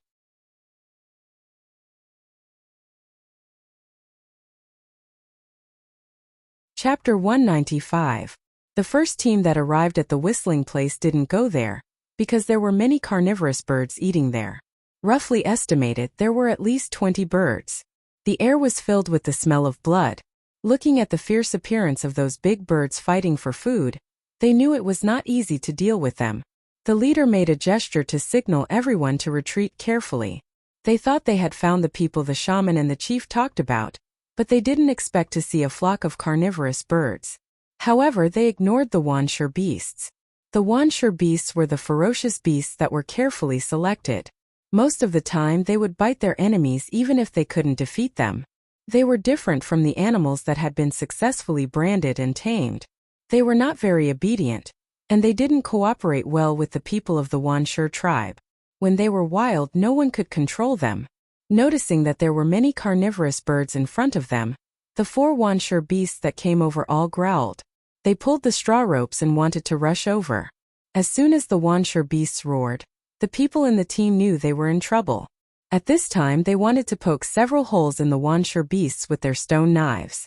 But even if they were angry, it didn't help. The carnivorous birds that couldn't get food over there had noticed the people hiding here. They shouted excitedly and rushed to the people hiding behind the bushes. When one of them moved, the others also rushed over. And then more carnivorous birds followed. The leader couldn't help cursing. He didn't care about hiding anymore. Retreat! The plants here were mainly bushes and weeds. Whether it was the bushes or the surrounding weeds, they were all more than 2 meters tall and grew densely. Even if he wanted to guard his feet before, when he was chased by the group of carnivorous birds, he didn't have much energy to pay attention to it when he started to speed up. A man's foot was entangled by something. He fell down and felt a pain in his foot. When he saw clearly what was on his foot, he cut off the vine that entangled his foot. When he started to run again, he slowed down a lot. Soon he was surrounded by the carnivorous birds that rushed over quickly. Some people brandished their swords at the carnivorous birds, but not only did they fail to chase the birds away, but they also provoked the birds' bloodlust, and they chased and pecked even more fiercely. There was more than one person who had stepped on the traps in the bushes. Here one would not be tied up and hung from the trees. The simple traps made of vines that were similar in color to the weeds would only cause those who were trying to escape to stumble. The poison on the vines was not fatal, but at this time it was almost like a death sentence. Some were slapped to the ground by its claws, some were sent flying by its head, and some were killed by its beak. No matter how fierce the 4 Wanshi beasts were, they couldn't withstand the attack of the birds. Seeing the Wanshi beasts break into their territory, the birds were angry. They were as fierce as the Wanshi beasts bred by the Wanshi tribe. For a moment, the sounds of people shouting, birds chirping, and beasts roaring continuously rang out. Ever since the previous squad, this squad had also tasted the tragedy of losing a third of their members in a short period of time. Climb the tree. Find a tall tree and climb up. Out of the weeds they saw the woods in front of them. Everyone was happy. As long as they climbed up the tall trees, these birds that could not fly would not be able to do anything to them. When a warrior was about to climb up, his hand had already grasped the branch, but a wooden thorn shot out from nowhere and pierced his hand. The numbness and pain in his hand made him lose his grip and fall down. Then he was trampled on the ground by the carnivorous birds that chased after him. There are people around. Be alert. The leader's eyes flashed and he glanced at the surrounding woods. A man who had climbed up the tree was pierced by a wooden thorn in his leg. He quickly pulled it out and felt a numbness and pain in his leg. Fortunately, he was now in the tree and did not fall down. Just when he was thinking about this, he caught a glimpse of a figure flashing by. Be careful, the leader reminded him. Unfortunately, he was still a step too late. By the time he rushed over, that person had already been stabbed and was no longer breathing. There were already 7 carnivorous birds below. They still had more than 10 people. They did have the advantage in numbers. If they really fought, they might not lose. But now no one wanted to fight with these birds. Moreover, there were other people hiding around, ready to kill at any time. The leader made a prompt decision. Go from the tree. The trees were not too far apart. With their ability, jumping from tree to tree was still possible. Be careful, there might be... Before the leader could finish his words, he heard a slight buzzing sound, like the sound of a thin thread being flicked. When someone jumped from the tree, he touched a thin thread that was not easy to notice. Whoosh whoosh whoosh whoosh.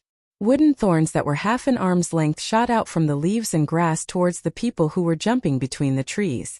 They had to use their swords to block the wooden thorns. If someone was not careful and got stabbed, he would be targeted by the carnivorous birds after falling down.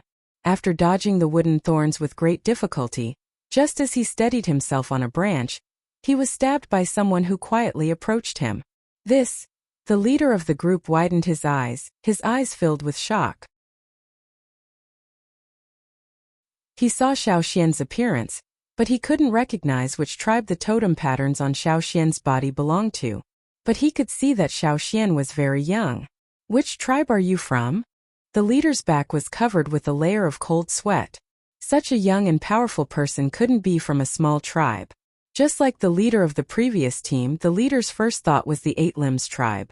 But the totem patterns of the 8 Limbs tribe were not like this. Who on earth was he? While the leader was still in shock, Xiao Xian bent his right knee slightly, and the soles of his feet stomped on the branches. Like a fierce tiger coming down from the mountain, he quickly rushed towards the leader. The stone knife was like lightning in the air, as if it could tear anything apart. Facing Xiao Xian's beast-like eyes, which were full of killing intent, the leader suppressed his shock and raised his arm holding the sword to block it. Bang! The leader felt a burning pain from his palm holding the sword, and the force from the sword shook his whole arm as if it was going to break. And because of the sudden force, in order to stabilize himself, he exerted force under his feet. The branch couldn't bear it and broke with a crack. What a strong force! Which tribe on earth had such great strength, which was not weaker than the Wanshi tribe at all? Moreover, was there only one person hiding around? Or were there many people? The leader was more inclined to believe the latter. After all, no matter how strong a person was, the person in front of him was so young, so he shouldn't be able to kill the 20 people of the previous team.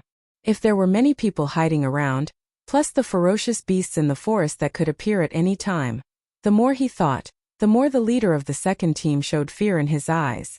No, he had to go back first. After falling to the ground because of the broken branch, he saw the carnivorous birds rushing over again.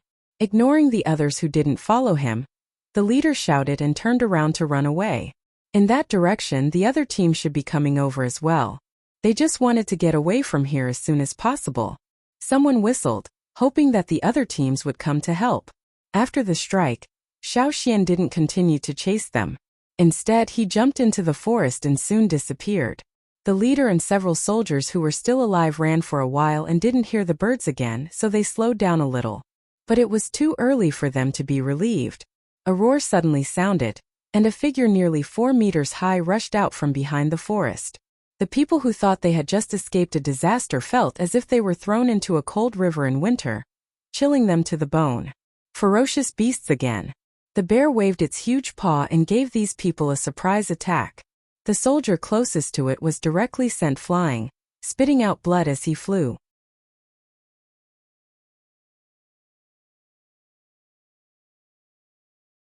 The reason why the ferocious beast was called a giant bear was that it was not only 3 or 4 meters long, This was just a baby bear.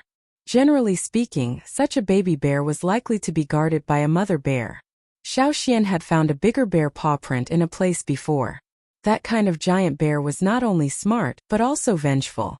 When it was really angry, it would hysterically chase and kill.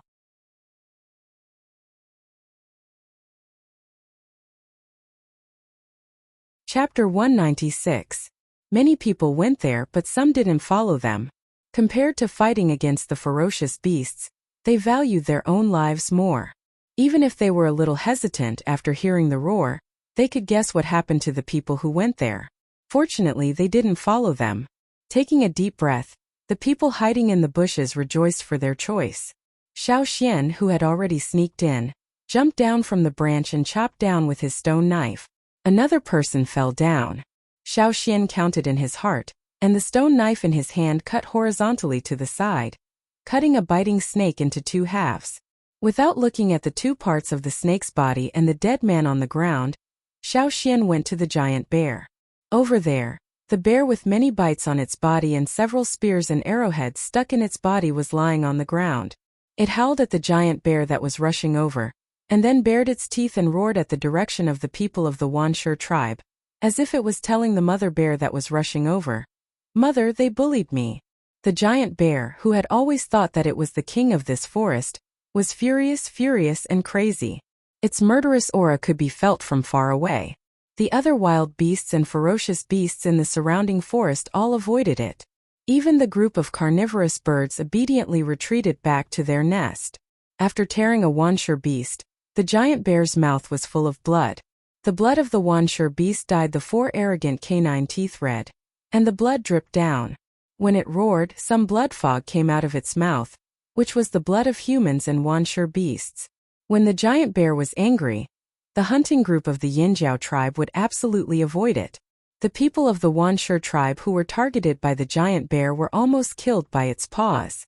"Run in different directions," the leader roared. In the ferocious beasts' mountain forest, they were most afraid of encountering ferocious beasts. If it were ordinary ferocious beasts, they could try to kill them. But the giant bear in front of them, they didn't dare to fight with it. They could only run for their lives. Those who remained would all be wiped out one by one. Run! At a time like this, they didn't have to run very fast. As long as they were faster than the others, they would be safer. Everyone in the Wuxia tribe knew this. A warrior of the Wuxia tribe, who was running in the front, had never felt so lucky about his speed advantage. His strength was not greater than others, but in terms of speed, even the leader might not be faster than him. When this person ran away from the forest and passed by a slightly open area, a figure suddenly flashed across the sky and caught the person who was running quickly. The man felt as if he was being bound by a hard rock, and no matter how hard he struggled, it was useless. Poof! The sharp claws pierced through his body, and before he died, he saw the creature that had grabbed him. Unexpectedly, after dodging the giant bear, he fell into the claws of another ferocious beast. If he had a choice, he would definitely not enter this forest. However, he had no other choice. Those who scattered to escape were harvested by Xiao Xian and Cha-Cha. One day later, bang! Stone swords collided with stone swords. Although the swords didn't crack, stone powder burst out from the collision and splashed around. Xiao Xian's perlicue was torn by the impact and vibration of the swords, and blood flowed down along the handle. A figure flashed across the sky. Because of this, the opponent paused a little, guarding against the attack in the air. Xiao Xian didn't pay attention to the wound on his hand. He twisted his ankle, bounced up, and made another powerful chop. When the swords passed through the air, they made a small whistling sound. Feeling the brutal force from the swords, the people in front of Xiao Xian had all kinds of guesses in their hearts. Fast, brutal force, fierce attack. Who on earth was this guy? 5 teams, more than 100 people, and nearly 20 Wuxia beasts. Now how many were left? After the first slash, Xiao Xian continued with the second slash, the third slash, the fourth slash. Slash after slash, he had to disrupt his opponent's movements before he calmed down. At the same time, he had to let Cha-Cha create some trouble in the air from time to time to divert his attention. Only then could he create an opening. Only by seizing that opening could he have a chance to win. Because of the chop, Xiao Xian felt that his arm holding the swords was about to break. Bang! Cha-Cha in the air was also anxious and wanted to rush down. The opponent noticed the movement in the air and paused for a very short time again. Now was the time. Xiao Xian shook his wrist. This time he didn't chop, but shot out the sword in his hand like a stone arrowhead. The opponent reacted quickly. He quickly stepped back and blocked the tip of the sword with the body of his sword. But when Xiao Xian shot out the stone sword, he took a step forward, and the ground under his feet sank instantly. Grabbing the handle of the stone sword that was blocked, Xiao Xian didn't care about the sword coming from the left. He chopped at the opponent as if he wanted to die together with him. Fast. Xiao Xian felt that this chop was faster than any chop he had made before. Even though his hand was lacerated and his arm bones were about to break, he still felt that this chop was the fastest chop he had made since the beginning of the hunt. He could feel that his control of the stone sword was more skillful and precise. Puff! Blood spurted out from the side of the opponent's neck. Xiao Xian moved his body slightly, and his chest was hit by the opponent's horizontal chop. The opponent widened his eyes. He had hit him several times, but why didn't this guy get hurt? Another chop. Xiao Xian looked at the dead man on the ground and shook off the blood on his stone sword. The man on the ground was the leader of the fourth team of the Wuxia tribe. Different from the previous ones, this man was a senior totem warrior. Xiao Xian had to take advantage of the disturbance of the giant bear to launch several sneak attacks to get some results. Although the Wuxia tribe didn't have a good reputation, they were still powerful enough to be called one of the strongest tribes in the central region. Senior totem warriors were much more difficult to deal with than intermediate totem warriors. Xiao Xian's arms and calves were covered with cuts. Only the part from his torso to his knees, his animal skin coat and trousers had many cuts, but he didn't bleed much. Even the last chop from the opponent didn't make Xiao Xian bleed. Xiao Xian opened a cut on his animal skin coat and looked at the specially sewn leather coat inside. It was made from the skin of the insects he caught when he went to the Eagle Mountain with Cha-Cha. He was the one who had blocked the most dangerous attacks. When Xiao Xian picked up the insect skin, he didn't expect it to have such an effect. However, although he blocked those cuts and wasn't hurt, he suffered a lot of internal injuries. Some of his ribs were also broken. Quietly looking at the man on the ground, Xiao Xian felt the internal and external injuries caused by the bloody battle in the past 2 days. After this incident, he knew that he still had many shortcomings and couldn't underestimate anyone. If there were 2 more senior totem warriors, the result would be completely different. The smell of blood had spread in the air. Xiao Xian touched the wound on his arm, raised his head to look at the sky, and walked into the woods. Soon there was not much left. Not long after, he saw the people of the Wuxia tribe fleeing in different directions. Holding a knife, Xiao Xian rushed up before they attacked. He hadn't rested for 2 days and 1 night. If it weren't for his strong body, he wouldn't have been able to continue such a bloody battle until now. When the sun began to set over the mountains again, Xiao Xian was covered with blood, holding a knife and walking in the direction of the old haunt. The knife left by the ancestors might be made of superior stone, but after a battle, it was inevitable that there would be many marks on the knife, and there were many nicks of different sizes on the blade. He had to find a good whetstone to polish it again. Xiao Xian thought. In the air, Cha-Cha looked around vigilantly. Although most of those annoying people had been killed, he still had to be careful. Now Xiao Xian didn't have much strength. Looking at the standing stone not far away, Xiao Xian walked over and put his bloody palm on the part of the stone where the moss had been removed, next to the 2 words Yanjiao. Taking a deep breath, Xiao Xian sighed and took back his hand. He caught a fruit thrown by Cha-Cha and ate it to moisten his dry throat. He simply applied the herbs he found to his wounds, rubbed his aching chest and stomach, and guessed how serious his internal injuries were. Looking around, Xiao Xian walked quickly towards the direction of the fire pit, in the center of the old haunt. On the side of the Wuxia tribe, the chief stood at the border of the tribe with a gloomy face, looking in the direction of the ferocious beast's mountain forest. Next to him, the shaman of the tribe also stood quietly with a gloomy face. Since yesterday, people came back from the ferocious beast's mountain forest one after another, all wounded and embarrassed. They didn't bring back any useful information. Some said they were scared by the ferocious beasts, and some said they were chased by people hiding in the forest.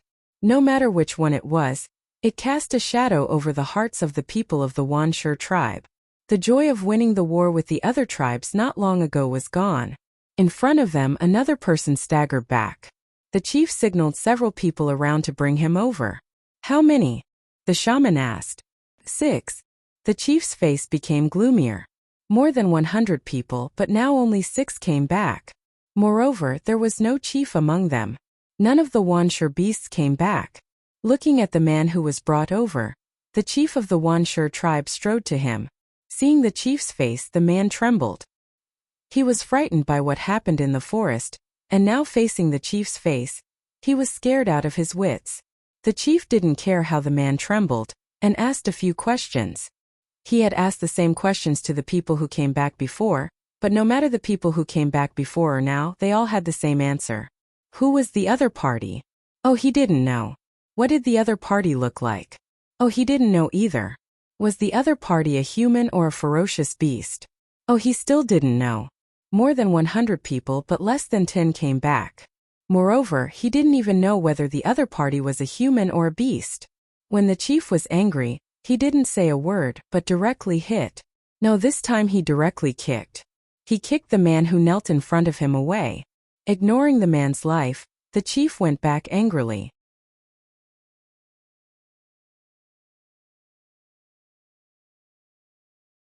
Chapter 197. The people of the Wuxia tribe, because of this test, temporarily gave up the idea of entering the forest.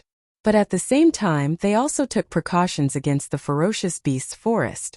Except for the Wuxia tribe, they would pay attention to the movements of other people who entered the forest. Before they were fully prepared, they wouldn't send anyone there for the time being. This was the result of the discussion between the Wuxia tribe shaman and the chief. They didn't like to see other forces that were a threat to them in the ferocious beasts' forest, but at the same time they had an escape mentality. They felt that as long as there was no greater threat to their tribe, they would put this matter aside for the time being. Perhaps when everything was more stable, they would send people there again. While the people of the Wuxia tribe were talking about the ferocious beasts' forest, Xiaoxian walked to the old haunt with injuries and walked towards the fire pit. However, after 2 steps, Xiaoxian looked in another direction. Come out yourself, or should I drag you out? After Xiaoxian's voice fell, a head popped out from behind a collapsed stone house full of moss and other plants. I can come out myself. It was a thin young man, who looked a little embarrassed. There were many scratches on his animal skin clothes, some caused by knives, some by branches in the forest. The man looked at the knife in Xiaoxian's hand with fear and forced a smile. I mean no harm. I also helped you kill 8 people of the Wuxia tribe. I only saw 4. Xiaoxian stared at the stranger who appeared. The other party didn't seem to mean any harm. When he killed the people of the Wuxia tribe, he also saw several people with different wounds. Although he exaggerated, the other party's words were not completely wrong. However, he still had to be vigilant. He was now in a state of exhaustion, and the other party was a stranger he didn't know, so he had to be careful. The man choked. He didn't expect that Xiaoxian, who had been assassinating people of the Wuxia tribe, would notice how many people he killed. He wanted to say there are some you didn't notice, but when he met Xiaoxian's eyes, he trembled and laughed. Well, I only killed 4. I was forced here by the people of the Wuxia tribe. Xiaoxian did not say anything. The other party thought for a moment and took 2 steps towards Xiaoxian, but still maintained a distance of about 10 meters. As soon as he moved, Cha-Cha swooped down from the sky and stood on the ground, spreading its wings and staring at the enemy with its eagle eyes. Xiaoxian comforted Cha-Cha. It's okay. Cha-Cha's appearance startled the man, and he quickly hid behind the collapsed stone house. When Cha-Cha flew up again, he looked at the sky and felt that the eagle in the sky would not come down for the time being. Then he stuck his head out and introduced himself, Rain Tribe Yang Sui.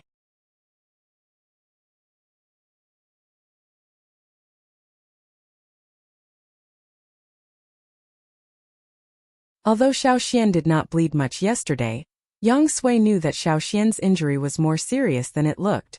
Yang Sui guessed that Xiaoxian would need a few days to recover. Who would have thought that Xiao Xian would wake up in such high spirits and could even go hunting? Was he still a human? Was he really a ferocious beast in human form? No, ferocious beasts didn't have such a strong recovery ability. Just when he was thinking about whether Xiao Xian was a human or a ferocious beast, Yang Sui heard a shout. Hey! Xiao Xian cut off a leg of a ferocious beast and threw it over. Yang Sui hadn't fully recovered yet, but his body was one step ahead of Xiao Xian. He hurriedly caught the leg. He wasn't afraid of the heat, so he took a bite. As for whether Xiao Xian was a human or a ferocious beast, he didn't have time to think about it. Xiao Xian didn't give the fearsome beast leg out of sympathy. With the fearsome beast leg, the atmosphere was less tense. He asked Yang Sui some questions. Yang Sui didn't hide it. The shamans of the Rain tribe would travel around when they were young to broaden their horizons and learn how to become better shamans. Yang Sui was the same. The Rain tribe was not in the central region. It was a little far away. Yang Sui had left the tribe at the beginning of the year. 2 days ago, he arrived at the Wuxia tribe. Coincidentally, the Wuxia tribe's team was returning. He saw the women captured by the Wuxia tribe and planned to help them before they were all taken to the Wuxia tribe. Unexpectedly, the women he rescued called more people, and he was almost killed by the people of the Wuxia tribe. Fortunately, he escaped quickly and hid in the ferocious beast mountain forest near the Wuxia tribe. Only then did the people chasing him return. Xiao Xian understood. No wonder there was a commotion in the Wuxia tribe that day. It was because of this boy. The people of the Wuxia tribe were afraid of other people entering their tribe because of this. Did you also steal the meat bird of the Lu tribe? Xiao Xian asked. No, absolutely not. Yang Sui retorted with a righteous face. After a pause, he said without confidence, when I passed by there, I found a meat bird in the forest, so I took it away. That meat bird was so easy to trick. If you put a fruit in front of it with a branch, it would keep running. Yang Sui was tired at that time, so he used the meat bird as a tool to run errands. However, the route he took was different from the route of the Lu tribe's team, so Xiao Xian didn't meet him. Until he passed by the Wuxia tribe, he saw the commotion caused by Yang Sui.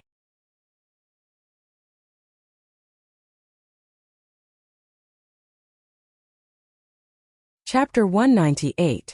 Since leaving the Rain tribe, Yang Sui had spent most of his time with some traveling teams. He had developed the habit of chatting with others when he was free. Just like now when Xiao Xian asked him, he couldn't stop talking. Yang Sui told Xiao Xian about the places he had been to, the people he had met, and the tribes he had visited after leaving the tribe. These were not secrets, and he wanted to show off. In many tribes, most people wouldn't have the chance to walk around like this, nor would they have the courage to do so. However, Yang Sui had not only done it but also lived until now.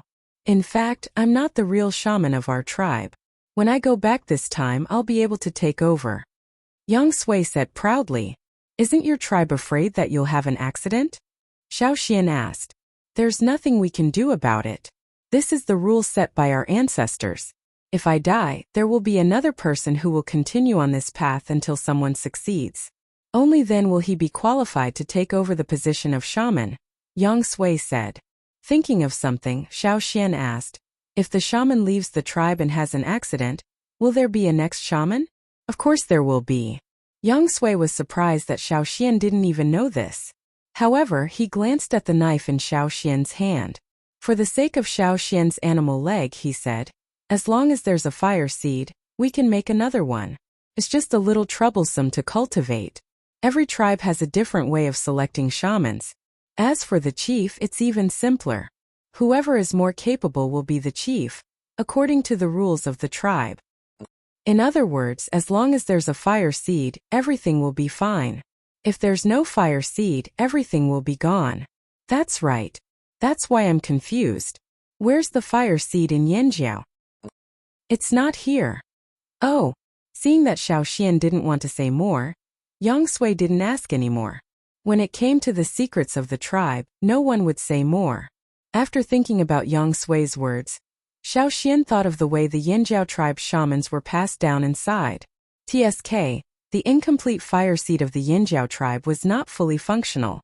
Instead of talking about the fire seed, Yang Sui talked about the Yanjiao tribe that had been annihilated nearly 1,000 years ago. The Lu tribe was also an old tribe with a long history in the central region. They were able to establish themselves in the central region not only because of their talent in breeding, but also because of the ancestors of the Lu tribe. The ancestors of the Lu tribe? Xiao Xian didn't expect to be able to trace back to that time. I heard it from others. Yang Sui had been traveling around for a year, so he knew a lot of things. It is said that nearly 1,000 years ago, the ancestors of the Lu tribe helped several large tribes in the central region when the world changed. At that time there was a shortage of food, so many people had their eyes on the Lu tribe. However, the ancestors of the Lu tribe were also very powerful. Not only did they provide food for the other large tribes, they also taught them some better breeding techniques. Although many people learned how to breed, they still couldn't breed as good as the people of the Lu tribe. However, at least the crisis was alleviated. At that time, the ancestors of the several tribes made a win-win agreement, so the Lu tribe was protected. Until now, the several tribes have been in close contact with each other. Just like what Yang Sui said, there were many simple techniques. Even if other people tried to do the same, the result would not be as good as the Lu tribes. In the areas where there were many human tribes, most of the food came from farming and breeding. Many tribes in the central region had large areas for farming and breeding, and the scale was even larger than what the ancestors of the Yanjiao tribe had recorded.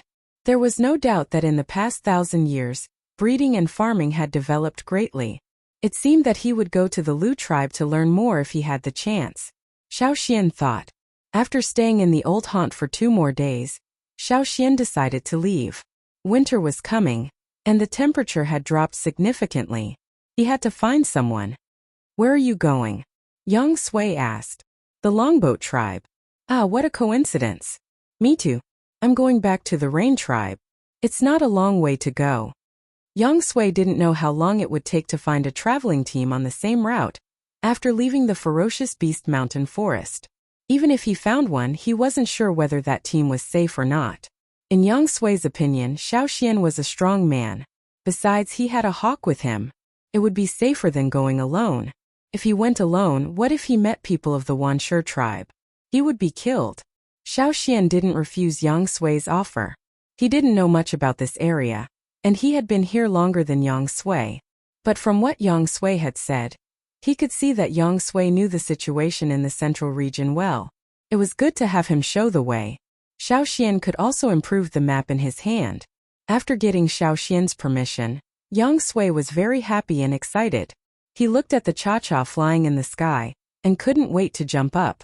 He didn't know if it was comfortable on the hawk's back. When he went back, he could show off to others that he had sat on a hawk before. But Yang Sui looked at the sky. It's going to rain today until the evening. Let's wait for a while and find a place to hide. We can set off tomorrow. The next few days will be mostly sunny. Xiao Xian looked at the sky. The clouds didn't change much, but he still nodded. Not far from the old fire pit, there was a concave place on the mountain. Although it was not as spacious as a cave, it was enough to shelter them from the rain. When they were sheltering from the rain, Xiao Xian asked Yang Sui, "Can you observe the sky?" The weather changed very fast. The common sense of his previous life was only partly applicable, so Xiao Xian couldn't see the weather accurately.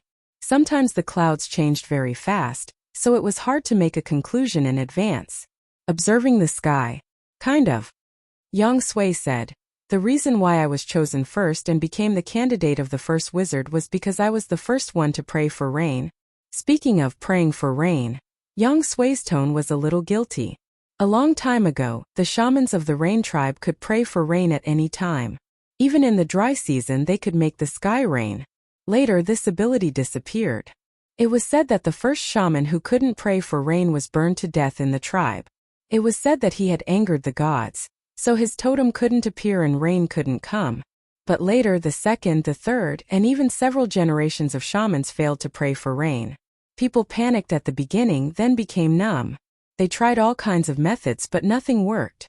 So there was a rule that the candidates for the position of shaman must travel outside, hoping to find a solution. However, many years had passed, and no shaman of the Rain tribe could do it. This rule had been continued until now. So when Yang Sui prayed for rain, many people in the tribe were shocked. But in fact, Yang Sui could only see the sky and react according to the sky. But he was misunderstood by the tribesmen that he could pray for rain. Yang Sui wanted to explain, but after seeing the reaction of the tribesmen and the crazy eyes of the chief, he stopped. He felt that if he explained, he might be tied to the fire pit and burned to death by the chief. Alas! Yang Sui couldn't help but sigh. At the thought of praying for rain, Yang Sui felt as if his body was burned by fire. He hoped that the tribe could withstand it. Not in every tribe, shamans had an absolute status. If a shaman had the strength and could fool people, he would naturally have a high status. But if he didn't have the strength and didn't know how to fool people, he would be burned to death or something else in a tribe like the Rain tribe. Yang Sui didn't say much about the Rain tribe, so Xiao Xian could only speculate based on a few words. But praying for rain? Could it really be done? Seemed so magical. As Yang Sui said, after it began to rain, it didn't stop until night. The next day the weather was sunny again. Yang Guang shone on the earth, dispelling some of the chill of late autumn. When we arrive at the Longboat tribe, it will probably snow, right? Yang Sui said. Because praying for rain brought too much pressure, Yang Sui paid attention to the climate and weather changes every time he arrived at a place. He inquired about the climate of the previous years and made inferences according to what he knew.